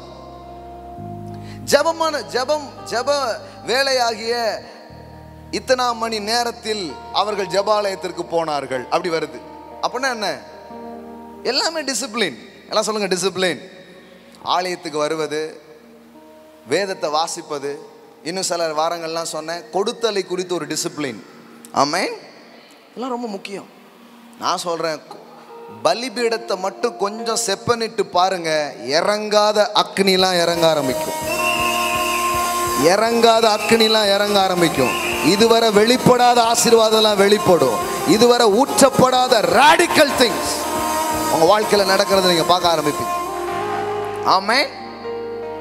ஆமா, இது வந்து கொஞ்சம் செப்பனிடுதல் போலதான், இது கொஞ்சம் ஒழுங்குபடுத்தல் போலதான். ஆனால் செஞ்சு பாருங்க, அதை விரும்புங்க. அதை உங்களுக்கு யாராவது செய்கிறாங்கன்னா அதை அலோவ் பண்ணுங்க. சொல்லுங்க ப்ரோ, இன்னும் நான் மாற்றிக்க விரும்புகிறேன் அப்படி கேளுங்க. நீங்கள் என்ன சொல்கிறது, இவங்க ரொம்ப யோக்கியமோ எப்படி பாருங்களேன். நமக்கு சொல்லி கொடுத்தவங்கள திருப்பி கேட்டு அனுப்பிச்சிடுறது. ஞானம் உள்ளவன் அறிவை, ஆலோசனையை, டிசிப்ளினை விரும்புகிறான். ஆமென். he loves corrections. ஒழுங்குபடுத்தல விரும்புகிறவர்கள் நான் சொல்றேன் ஒய்யாரமா வருவாங்க. உயரங்களின் ரகசியமே ஒழுங்கு. உங்களுக்கு தெரியுமா? உயரங்களின் ரகசியமே ஒழுங்குதான். சும்மா எதுவும் உயரத்தில் இல்லை, சும்மா எதுவும் உச்சத்தில் இல்லை. அது கீழே அழகான ஸ்ட்ரக்சர்ஸ் உருவாக்கப்படுகிறது. அதன் விளைவாகத்தான் ஒரு கோபுரம், ஒரு உயரம் என்ன பண்ணுது, வர ஆரம்பிக்குது. ஒன்ன சொல்லி முடிக்கிறேன். பட்டங்கள் உயர பறக்கு பாருங்க. ஒரு சின்ன பையன் விட்டுட்டு இருக்கிறான், அவன் அப்பா அவனும் சேர்ந்து விட விட போயிட்டே இருக்குது உயரத்துக்கு. திடீர்னு அந்த பையன் சொல்றான், அப்பா இந்த நூலை அத்து விட்டுருங்க, இன்னும் வேகமாக பறக்கும்ல, இன்னும் உயர பறக்கும்ல. அதை கண்ட்ரோல் பண்ணிட்டு இருக்கீங்க நீங்க, அந்த நூலை மட்டும் அத்து விட்டுருங்க, உயரமாக பறக்கும் அப்படின்ட்டு. அப்பா சொன்னாராம், இந்த கண்ட்ரோல் தான்டா, இந்த கண்ட்ரோல் தான் அந்த பட்டம் உயர பறப்பதற்கு காரணமே.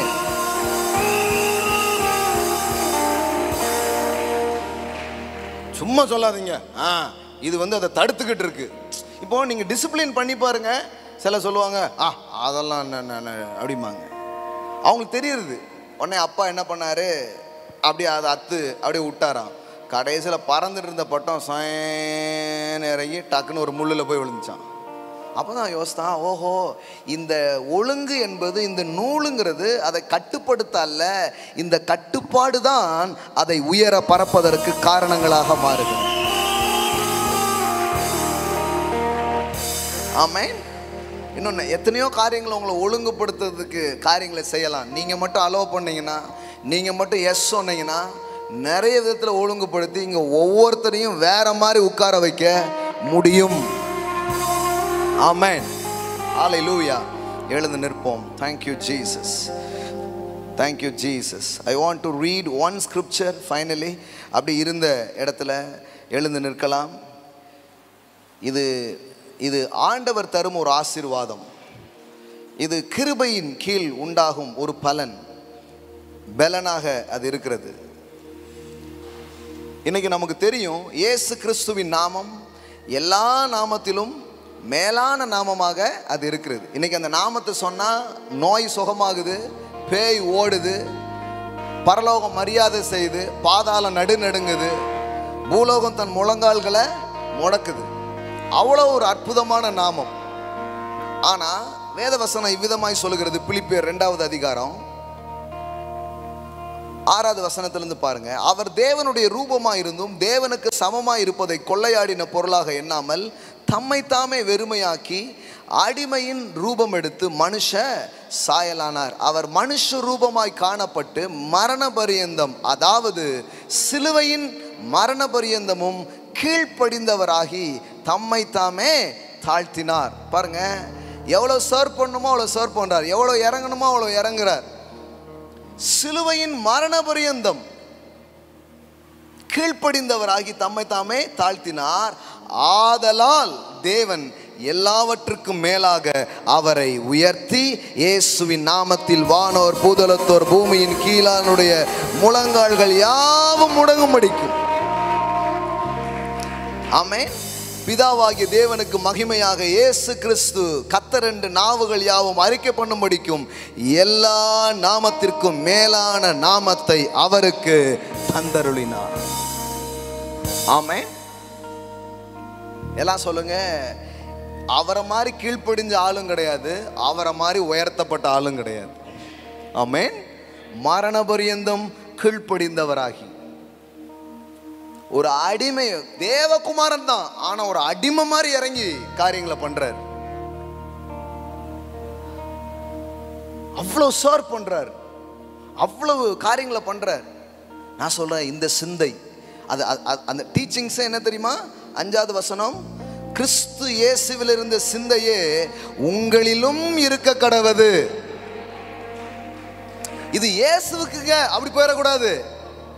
இயேசு இப்படி கீழ்ப்படிந்தவராயி இப்படி மேலே வந்த மாதிரி தான் உன் வாழ்க்கையிலையும் கீழ்ப்படிதல் உன்னை மேலே கொண்டு வரும், உன்னை உயர்த்தும். ஆமென். இயேசுவின் கீழ்ப்படிதலால் நாம் ஆசீர்வதிக்கப்படுகிறோம், எந்த மாற்று கருத்துமே இல்லை. ஆனால் அந்த ஆசீர்வாதம் உங்களுக்குள்ளே கீழ்ப்படுகிற வலிமையையும் கொண்டு வந்து அது உங்களை இன்னும் மேலே உயர்த்தக்கூடிய ஒன்றாக அது இருக்கிறது என்பதை புரிந்து கொள்ள வேண்டும். அதனால தான் நான் பார்க்குறேன், சின்ன சின்ன காரியங்களில் இன்னும் இந்த வருஷம் எல்லாமே பாதையெல்லாம் செவ்வை பண்ணி பாருங்க, வழிகளெல்லாம் ஆயத்தம் பண்ணி பாருங்க.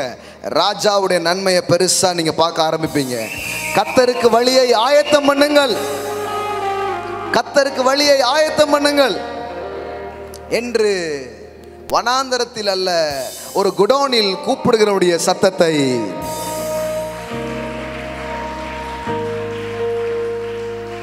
ஆமென். Change your thinking, change your way. ஆவியானவருக்கு உங்களை விட்டு கொடுங்க. கடினமாய் அல்ல, ஆவியானவர் உங்களுக்குள்ள கிரியை செய்ய ஆரம்பிப்பார். உங்க பிள்ளைங்களுக்கு அதை சொல்லிக் கொடுங்க, அந்த சிந்தையை சொல்லிக் கொடுங்க. ஒருத்தர் மேன்மையா நினைக்கிறத சொல்லிக் கொடுங்க, ஹானர் பண்ண சொல்லிக் கொடுங்க, ஒழுங்குகளை சொல்லிக் கொடுங்க. நீங்க அவங்களுக்கு முன்னாடி ஒரு மாடலா இருக்க ஆரம்பிங்க. இது எல்லாமே இம்பார்ட்டன்ஸ். ஒரு காமனான பிளெஸிங்ஸை நம்ம எப்போவுமே பார்ப்போம் தான், ஆனால் நான் பேசுறது அது கிடையாது. அதெல்லாம் தாண்டிய ஒரு நிலைக்கு உங்கள் வாழ்க்கையையும் சபையையும் அவர் எடுத்துட்டு போக விரும்புகிறார். ஆமென், ஆமென். நார்மலான டேஸில் அலங்காரம் பண்ணுறதுக்கும் கல்யாணம் அன்னைக்கும் அலங்காரம் பண்ணுறதுக்கும் பெரிய வித்தியாசம் இருக்குது. ஆமென். ஆமாம், பார்த்துட்டு போன மாப்பிள்ளையே இந்த பொண்ணாக தான் நான் நிச்சயம் பண்ணேன் அப்படிங்கிற அளவுக்கு ரூபத்தெல்லாம் மாற்றி வச்சுருப்பாங்க. ஃபோட்டோ எடுத்து பார்த்தா வேற ஆள் மாதிரி இருக்கும். என்ன சொல்லிட்டு இருக்கிறேன்? It's very important. ஒரு காமன் கிரேஸ், ஒரு வழக்கமான ஒரு அதை தாண்டி நீங்கள் போகணும். ஆமென். Value the presence of God is very important. ஹalleluya மாகா ஷாட்டா லாபோரா சேதேரே. ஐ டோன்ட் நோ, இதெல்லாம் நான் ஒன்று மட்டும் எனக்கு தெரியும், இந்த இடத்துக்கு நின்று சும்மா எதையும் நான் பேச மாட்டேன். ஆவியானவர் எதை பேசுறதுக்கு தூண்டுறாரோ அதை மட்டும்தான் நான் இது வரைக்கும் பேசியிருக்கிறேன். வேற எதையும் நான் பேசுறது இல்லை, நிச்சயமா கிடையாது. உங்களுக்கு தெரியும், எனக்கு ஒரு பிரசங்கம் பண்ணுறதுக்கு கஷ்டமான வேலையே இல்லைன்னு உங்களுக்கு தெரியும், உங்க இருக்கிற எல்லாருக்குமே தெரியும். ஏன்னா 2000 பிரசங்கம் ஆல்ரெடி நான் பேசி யூடியூப்ஸில் இருக்குது. எந்த தலைப்பு தட்டினாலும் பேசலாம் வித்தவுட் நோட்ஸ். ஆனால் கூட நான் ஒவ்வொரு நேரமும் ஜெபம் பண்ணி என்ன வேணும், இப்போ என்ன இந்த டைமில் எங்கள் கூட பேச விரும்புகிறீங்க அப்படின்னு கேட்டுட்டு நான் வரேன் ஆசையாக. நீங்களும் அப்படி தான் வர்றீங்க நான் நம்புகிறேன். எத்தனை பேர் சொல்கிறீங்க இது ரொம்ப அவசியமான ஒரு விஷயம் அப்படின்னு சொல்லிட்டு? ஆமாம், உங்களை விட்டு கொடுங்க ஆண்டவருடைய பிரசன்னத்திற்கு. பாருங்கள், உங்களை கண்ட்ரோல் பண்ணுறதில்லை இது, இந்த நூல் உங்களை கண்ட்ரோல் பண்ணுறதில்லை. இந்த நூல் தான் உங்கள் உயரத்தை இன்னும் கூட்ட போகுது. இந்த நூல் தான் இன்னும் உங்களை மேலே கொண்டு வர போகுது. இந்த நூல் தான் இன்னும் இன்னும் இன்னும் இன்னும் இன்னும் கொண்டு வரப்போகுது. நான் சொல்கிறேன், எல்லாம் ஒழுங்குபடுத்துங்க. உங்கள் வேத வாசிப்பு, உங்களுடைய ஜப வாழ்க்கை, உங்களுடைய கிவிங், ஆலயத்துக்கு மிக சரியாக அமர்வது. ஆலயத்துக்கே வர முடியாத அளவுக்கு ஒரு பிஸியான ஆளாக தயவு செய்து மாறிடாதீங்க. Don't do that. முன்னாடிலாம் நான் சொல்லியிருக்கேன், சில பிள்ளைங்க ஆரம்ப நாட்களில் தொழில் செய்வாங்க, சிலலாம் பண்ணுவாங்க, சரி போங்க அப்படின்ட்டு. ஆனால் கூட வேற ஒரு டைமில் வாங்க. சிலருக்கு நிஜமாகவே ஞாயிற்றுக்கிழமைக்கு வாய்ப்பு இருக்காது. அப்போ நான் சொல்கிறேன், உங்களுக்கு செவ்வாய்க்கிழமை வாங்க. இல்லை பிரதர், நான் கர்த்தரை ஆராதிக்க விரும்புகிறேன், ஆனால் எனக்கு பழுவாக இருக்குன்னா சொல்லுங்கள். உங்களுக்கு ஒரு 10 பேருக்கு ஒரு டைம் ஒன்றானா கூட அப்போ நான் வர்ஷிப் நடத்த நான் தயாராக இருக்கிறேன். உங்களுக்காக நான் எந்த மாற்றங்களையும் செய்ய தயாராக இருக்கிறேன். 10 பேருங்க, இன்னொரு டைம் இருக்குதுங்க, அந்த டைம்னா நான் கண்டிப்பாக என்னால் வர முடியும் அப்படின்னீங்கன்னா நான் அதுக்கு தயாராக இருக்கிறேன், மாற்றிக்கொள்ள தயாராக இருக்கிறேன். இல்லை இல்லை, இந்த வச்சது தான் சட்டம், இதுக்குள்ளே உட்காரு அப்படி சொல்ல. நான் சபை கூடி வருதலை சிலர் விட்டு விடுவது போல நீங்கள் விட்டு விடாதிருங்கள். அதுக்கு எந்த எக்ஸ்கியூஸையும் பைபிள் அலோ பண்ணல. சிலர் விட்டு விடுவது போல விட்டு விடாது. ஞாயிற்றுக்கிழமை முடியல, செவ்வாய்க்கிழமை முடியல, இன்னொரு கிழமை சொல்லுங்க, நான் வைக்கிறேன், நான் ரெடி. உங்களுக்கு நேரங்கள் ஏதாவது அதில் ஏதாவது சொல்லுங்க, அதுக்கேற்ற மாதிரி நான் மாற்றிக்கலாம். எல்லாம் உங்களுக்காக தான். பைபிள் சொல்லுது எல்லாம் உங்களுடையது, நீங்கள் கிறிஸ்துவினுடையவர்கள், கிறிஸ்து தேவனுடையவராக இருக்கிறார். ஆமென். ஆனால் சில காரியங்களில் அவ்வளோ ஒழுங்காக இருக்கணும். அது ஒன்றும் தெரியாது. இப்போ நான் சொல்கிறேன்னே, அந்த மேட்ரு சின்னதாக இருக்கலாம். இப்போ ஒழுங்காக பைபிள் போடிங்கன்னு சொன்னேன், உங்களுக்கு சின்னதாக தெரியலாம். ஆலயத்துக்கு சரியான நேரத்தில் வாங்க அப்படின்னு சொல்லுவேன், சின்னதாக தெரியலாம். கொடுக்கறது இல்லை டிசிப்ளினாரிங்க. உங்களுக்கு மேலே இருக்கிற தலைவர்கள் உங்களுடைய மேலே அன்பு வைத்து ஆலோசனை சொல்வதெல்லாம் ஏற்றுக்கொள்ளுங்கன்னு சொல்கிறது, அந்த இன்ஸ்ட்ரக்ஷன் சாதாரணமாக இருக்கலாம். பாருங்களேன், யோர்தானில் போய் முங்கு, உன் குஷ்டரோகம் சரியாயிடுன்னு சொல்கிறான். யார்? தீர்க்கதரிசி. நீங்கள் நினைக்கிறீங்களா யோர்தானில் குணமாக்குற வல்லமை இருக்குன்ட்டு? யோர்தானில் குணமாக்குற வல்லமை இருக்குதுன்னா ஊரில் இருக்கிற அம்புடி பேரும் கும்பிக்கிட்டு போயிடுவான். யோர்தானில் குணமாக்குற மல்ல இல்லை, தன்னை தாழ்த்துவதிலேயும் போய் கீழ்ப்படிதிலேயும் வல்லமை இருக்கிறது. ஆகாத சுகம் அதில் ஆகும். There is no power in Jordan. I believe the power in humbleness and simpleness and obedience. The power in the humbleness, the power in the obedience. தண்ணிலெல்லாம் ஒரு வல்லமையும் கிடையாது. அதுக்குள்ளே ஏதாவது ஒன்று இருந்து நினைக்கிறீங்க? ஒன்றுமே கிடையாது, அதில் கிடையாது. ஆனால் ஒபீடியன்ஸில் வல்லமை இருக்குது, அந்த அந்த அந்த சப்மிஷனில் வல்லமை இருக்குது, அந்த கீழ்ப்படிதல் ஒரு வல்லமை இருக்குது, அந்த தாழ்த்துறதுல ஒரு வல்லமை இருக்குது. அது உங்களை எங்கேயோ கொண்டு போகும், அது ரொம்ப தூரம் கொண்டு போகும், அது ரொம்ப உங்களை உயர்த்தும். அவருடைய பலத்த கரங்களுக்குள் அடங்கியிரு. அப்போ பாருங்க என்ன நடக்குது.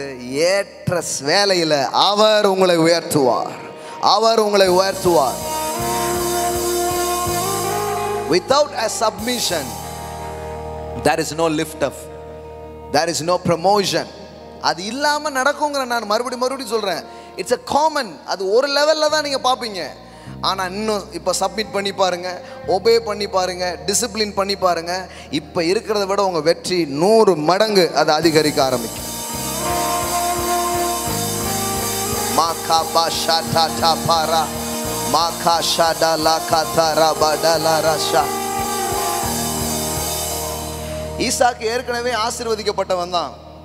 Because he is the Abraham generation. அதனால he was already blessed. ஆனால் ஆண்டவர் இப்போ ஈசாக்கிட்ட சொல்கிறாரு, நான் சொல்கிற ஊரில் இரி, இங்கேயே இரி அப்படிங்கிறாரு. ஆசீர்வாதம் எப்படி வந்துச்சு? இங்கேயே இரின்னு சொன்னார் பாருங்க, அதில் ஆசீர்வாதம் வந்துடுச்சு.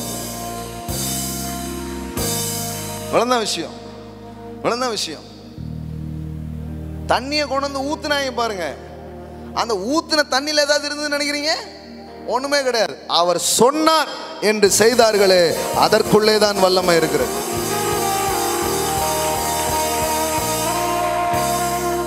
நீங்க ஏதோ கொண்டு வந்து தசம்பவம் கொடுக்குறீங்களே, கடவுள் ஏதோ பணத்தை வாங்கிட்டு உங்களுக்கு பணம் தராரா? இல்ல, அவரை கணம் பண்றதுக்காக அதை செய்றீங்க பாருங்க.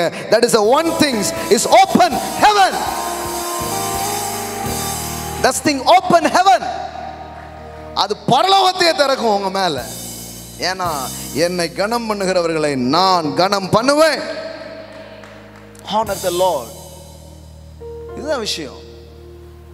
சும்மா ஏதோ அது மேலோட்டமானது கிடையாது. No no no no no. என் வசனத்துக்கு நடுங்குகிறவர்களை நான் நோக்கி பார்ப்பேன் அப்படிங்கிறார். ஆமென். Yes, that's very important. Hallelujah, hallelujah, hallelujah, hallelujah. Glory to be the God, living God. கரங்களை உயர்த்துவோம், அப்பாவை நோக்கி பார்ப்போம். தகப்பனே, உமக்கு நன்றி, இந்த காலை வேளைக்காக உமக்கு நன்றி. ஓ, நீர் எங்களோடு பேசினீர், எங்களுக்கு உணர்த்தினீர், எங்களுக்கு போதித்தீர் என்று நாங்கள் நம்புகிறோம். இங்கே இருக்கிற ஒவ்வொரு பிள்ளைகளுக்கும் அதை செய்வதற்கு கொண்டு வந்திருக்கீங்க. சபை என்னுடையது அல்ல. It's not my church, it is yours. ஹல்லேலூயா. உம்முடைய சொந்த இரத்தத்தினால் நீர் சம்பாதித்த சபையாக இருக்கிறது. இங்கே இருக்கிற மக்களுக்காக நீர் மரித்தீர், நீர் இரத்தம் சிந்தினீர். ஆண்டவரே, இந்த இடத்தில் போதனை செய்கிற கிருபைகளை எங்களுக்கு கொடுத்து இந்த சபைக்கு ஒரு போதகராக எங்களை வைத்திருக்கிறீர். இங்கே இருக்கிற பிள்ளைகளை எங்களை நம்பி கொடுத்திருக்கிறீர். நன்றி செலுத்துகிறோம் தாப்பனே. இந்த காலை வேளையில் இந்த இடத்துல நீர் அசைவாடி கொண்டிருக்கிறீர், நீர் பேசி கொண்டிருக்கிறீர், நீர் கிரியை செய்து கொண்டிருக்கிறீர், நீர் எங்களை அழகாக வளர்த்து எடுக்கும்படி எங்களோடு சம்பாஷித்து கொண்டிருக்கிறீர் கர்த்தாவே. Thank you Lord. இந்த நாள் முதற்கொண்டு இன்னும் தெய்வீக ஒழுங்குகள், the divine orders, the divine discipline, ஹல்லேலூயா, உம்முடைய கிருபையின் கீழே எங்கள் வாழ்க்கையில் காரியங்கள் மாறட்டும். ஹல்லேலூயா. எங்களை குறித்து வருகிற குறைகள், எங்களை குறித்து வருகிற கரெக்ஷன்ஸுக்கு நாங்கள் இடமளிக்கத்தக்க ஒரு கிருபை எங்களுக்கு உண்டாகட்டும் தாப்பனே. தேங்க்யூ அப்பா, தேங்க்யூ அப்பா. இங்கே இருக்கிற சிறியோர் முதல் பெரியோர் வரை என் மீது, எங்கள் மீது அது கிரியை செய்யும்படிக்கு நாங்கள் ஜெபிக்கிறோம். தன்னைத்தானே தாழ்த்தின கிறிஸ்து எல்லா நாமத்திற்கு மேலாய் உயர்ந்தினவர். ஹல்லேலூயா. இந்த சப்மிஷனை எங்களுக்கு கற்றுத்தாங்க. ஹல்லேலூயா. இந்த கீழ்ப்படுதலின் ஆவி எங்களுக்குள்ளே கிரியை செய்யட்டும். ஜெப ஆவி, வார்த்தையை தேடுகிற உணர்வு, கர்த்தரை ஆராதிக்கிற உணர்வு, கர்த்தருடைய ஆலயத்திலே வேரூன்றுகிற உணர்வு, அங்கு கடவுள் எனக்காக வைத்திருக்கும் பொறுப்புகள் என்ன என்பதை குறித்த வெளிப்பாடுகள் எங்களுக்குள்ளே பெருகட்டும் என்று ஜெபிக்கிறோம் சுவாமி. தேங்க்யூ அப்பா, தேங்க்யூ அப்பா. பலன் இல்லாத பிள்ளைகளுக்கு பலனை தாரும். இதெல்லாம் எனக்கு விரும்புகிறேன் தான், இதற்கெல்லாம் நான் ஆசைப்படுறேன் தான், ஆனால் என்னால் முடியலைங்கிற பிள்ளைங்க உண்டு சுவாமி. உன் பலவீனத்தில் என் பலன் பூரணமாய் விளங்கும் என்று சொன்ன தேவன் இந்த காலை வேளையில் அதிலே வாழ, அதை செய்ய அவர்களுக்கு பலன் உண்டாகட்டும், நேரங்கள் அமையட்டும். தானியேல் தீர்மானம் பண்ணினான், நீர் தயவு கிடைக்க பண்ணினீர் என்பது போல இன்றைக்கு இதை தீர்மானிக்கிற விரும்புகிற பிள்ளைகளுக்கு ஒரு புது தயவு உண்டாகட்டும், ஒரு புது கிருபைகள் உண்டாகட்டும் என்று ஆசீர்வதிக்கிறோம் அப்பா. நீங்கள் செய்வதற்காக நன்றி, உயர்த்துவதற்காக நன்றி, மேன்மைப்படுத்துவதற்காக நன்றி செலுத்துகிறோம். இன்னும் எங்களோடு பேசுங்க, எங்களை நடத்துங்க. இயேசு கிறிஸ்துவின் புண்ணிய நாமத்தினால் ஜெபிக்கிறோம் எங்கள் நல்ல பிதாவே. ஆமென், ஆமென். Praise God. கர்த்தர் நல்லவர். வாவ். கர்த்தருக்கென்று நாம் கொடுக்க போகிறோம். எழுந்து நிற்கலாம். தேவனுக்கென்று நாம் கொடுக்க போகிறோம். ஹல்லேலூயா. அவரை கனம் பண்ண போகிறோம். எப்படி பாடல் பாடி ஆராதனை செய்கிறது கர்த்தரை உயர்த்துற ஒரு காரியமோ, அதுபோல கொடுப்பதும் ஒரு ஆராதனையாகவே அது இருக்கிறது. கொடுக்கிறதுல இருக்கிற டிசிப்ளின்ஸ் பற்றி கடந்த சில வாரங்களாக நான் உங்களுக்கு சொல்லிட்டு இருக்கிறேன், உங்களுக்கு அது தெரியும்னு நினைக்கிறேன். உங்கள் வருமானத்தில் முதல் பலன் கர்த்தருக்குரியதாக இருக்கிறது. So first and the best. உங்கள் கையில் காசு வந்த உடனே உங்கள் மனசில் ஞாபகம் வர வேண்டியது கர்த்தர். அது 10 ரூபாவாக இருக்கலாம், 10 கோடியாக இருக்கலாம், doesn't no matter, அது விஷயமே கிடையாது. ஆனால் எனக்கு கொடுத்தவர் தேவன். அந்த எண்ணத்தில் இருக்கிற பிள்ளைங்க உங்களுடைய டைட்ஸ் அண்ட் ஆஃபரிங்கை நீங்கள் செலுத்தலாம். அது டைட்ஸ் அண்ட் ஆஃபரிங் செலுத்துகிற பிள்ளைங்களுக்கு அங்கே கவர் இருக்கும் பின்னாடி, அதை எடுத்துகிட்டு வந்து உங்கள் பேர் எழுதி நீங்கள் கொடுங்க. அது நம்ம சபையின் கணக்குகளிலே அது வரும். இல்லைன்னா நீங்கள் கொடுத்ததா கணக்கே இருக்காது. சரியா? அங்கே உங்கள் டைட்ஸ் அண்ட் ஆஃபரிங்கை நீங்கள் செலுத்தலாம். ஆன்லைனில் பார்க்குற பிள்ளைங்க ஆன்லைன் மூலமாக கூகுள் பே ஆர் ஃபோன்பே அக்கௌண்ட்டில் நீங்கள் செலுத்துவீங்கன்னா நீங்களும் ஆஃபரிங் அனுப்பிட்டு அந்த ரிசிப்டை நம்முடைய சர்ச் ஆஃபீஸ் நம்பருக்கு என்ன பண்ணிடுங்க, அனுப்பி வச்சுடுங்க. அதுவும் கணக்கில் என்ன பண்ண ஆரம்பிக்கும், வர ஆரம்பிக்கும். சில பிள்ளைங்க கேஷாக இல்லாமல் கார்டு மூலமாக நீங்கள் உங்கள் ஆஃபரிங் செலுத்த விரும்புகிறீங்கன்னா நீங்கள் பின்னாடி இருக்கிற அந்த மேஜை பக்கம் நீங்கள் போனீங்கன்னா அங்கே ஸ்வைப்பிங் மெஷின் இருக்கும்.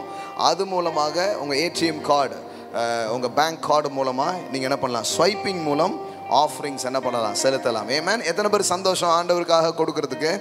ஆமென். கர்த்தர் நல்லவர். So giving is a wonderful things. அற்புதமான ஒரு காரியம். அதை பயத்தோடு ஒரு காலத்தில் செஞ்சோம், இப்போ பயத்தோடு இல்லை, ஆசையாக செய்ய போகிறோம். ஆமென். என் தேவனை நான் கனம் பண்ண போகிறேன். என் தேவனுக்கு நான் முதலிடத்தை என் வாழ்க்கையில் கொடுக்குறேன். அதுவும் பொருளாதாரத்தில் நான் முதலிடத்தை அவருக்கு கொடுக்க போகிறேன். அப்படி கொண்டு கொடுக்கும்போது கர்த்தர் சில வாக்குத்தத்தங்களை நம் பேரிலே ஏற்கனவே பேசியிருக்கிறார். பேசின வாக்குத்தத்தத்தை நாம் விசுவாசிக்கிறோம் என்பதற்கு அடையாளமாகத்தான் கொடுக்கிறோம். ஆமென். எல்லாம் சொல்லுங்க, கொடுப்பது விசுவாசத்தின் அடையாளமாக இருக்கிறது. ஆமென். எல்லா ஆசீர்வாதமும் கிருபையினால் கொடுக்கப்படுகிறது, விசுவாசத்தால் எடுத்துக்கொள்ளப்படுகிறது. Grace gives, faith takes. கடவுளுடைய கிருபை எல்லா ஆசீர்வாதத்தையும் கொடுத்துடுச்சு. அப்போ எனக்கு காணுமேன்னு கேட்குறாங்க. இப்போ எப்படி கொடுக்கப்படுறதை நீங்கள் பெறுவீங்கன்னா த்ரூ ஃபெய்த். விசுவாசம்ங்கிறது ஒரு கை மாதிரி வச்சுக்கோங்களேன். இங்கே கொட்டி வச்சிருக்கிறத எடுக்கிறதுக்கு கை வேணும். அப்போ விசுவாசங்கிற உங்கள் கரங்களை பயன்படுத்தி தான் நீங்கள் எடுக்க முடியும். அப்போது உன் களஞ்சியம் நிரம்புன்ட்டாரு, வானம் திறந்து கொட்டுன்ட்டாரு. இது எல்லாம் எனக்காக சொல்லப்பட்ட கிருபை. இப்போ நான் என் விதையை விசுவாசத்தோடு கொண்டு வந்து அதில் விதைக்கும் போது விசுவாசத்தால் நீதிமான் பிழைப்பான். ஆமென். ஸோ விசுவாசம் என்பது கிரியைகளோடு சம்பந்தப்பட்ட ஒன்றாக அது இருக்கிறது. அது வெறும் இருதயத்தோடு முடிந்து விடுகிற ஒரு காரியம் அல்ல. இருதயத்தில் தோங்கி கிரியையில் வந்து என்ன பண்ணுது, முடியுது. அதுதான் நிஜமான விசுவாசம். ஆமென். கர்த்தர் தான் என் வாழ்க்கையில் முதன்மையானவருங்க அப்படின்னு நம்புறேன்னா ஃபஸ்ட்டாக நான் கொண்டு வந்து கொடுக்கக்கூடியது தேவனுடைய ஆலயத்திலே, தேவனுடைய பிரசன்னத்திலே. ஆமென். ஸோ உங்கள் கரங்களை எடுத்துக்கொள்ளலாம். கர்த்தரை கனம் பண்ணி கொடுக்க போகிறோம். இந்த ஊழியத்தின் மூலமாய் நேரிலேயோ நேரலையிலையோ நீங்கள் ஆசீர்வதிக்கப்படுவீங்கன்னா you must honour God's word. தேவனுடைய பிரசன்னத்தை நீங்கள் கனம் பண்ணும்படி நீங்கள் கொடுக்கலாம். கரங்களை எடுத்துக்கோங்க, உயர்த்துக்க பார்க்கலாம். சில அறிக்கைகளை சொல்லி நாம் கொடுக்க போகிறோம். ஆமென். Thank you father, thank you father. எல்லாம் சொல்லுங்கள். இந்நாளில் உண்டாயிருக்கிறது போல ஐஸ்வர்யத்தை சம்பாதிப்பதற்கு அவரே எனக்கு பலனை கொடுத்தார். என் காணிக்கைகளால், என் தசம பாகங்களால் என் தேவனை நான் கனம் பண்ணுகிறேன். என் களஞ்சியம் பூரணமாய் நிரம்பும். கடன் இல்லாத ஒரு வாழ்க்கையை நான் வாழுவேன். அநேகருக்கு நான் கடன் கொடுப்பேன். நல்ல வீடுகளில் நான் வாழுவேன். என் தொழில்கள் ஆசீர்வதிக்கப்பட்டிருக்கும். தேவனை கனம் பண்ணுகிற நான் கனவீனப்படேன். வாரி இறைக்கிற மனிதனாய் நான் இருப்பேன். இயேசுவின் நாமத்தில் இதை விசுவாசிக்கிறேன். என் விசுவாசத்தை கொடுப்பதின் மூலம் நான் வெளிப்படுத்துகிறேன். ஆமென். அல்லேலூயா.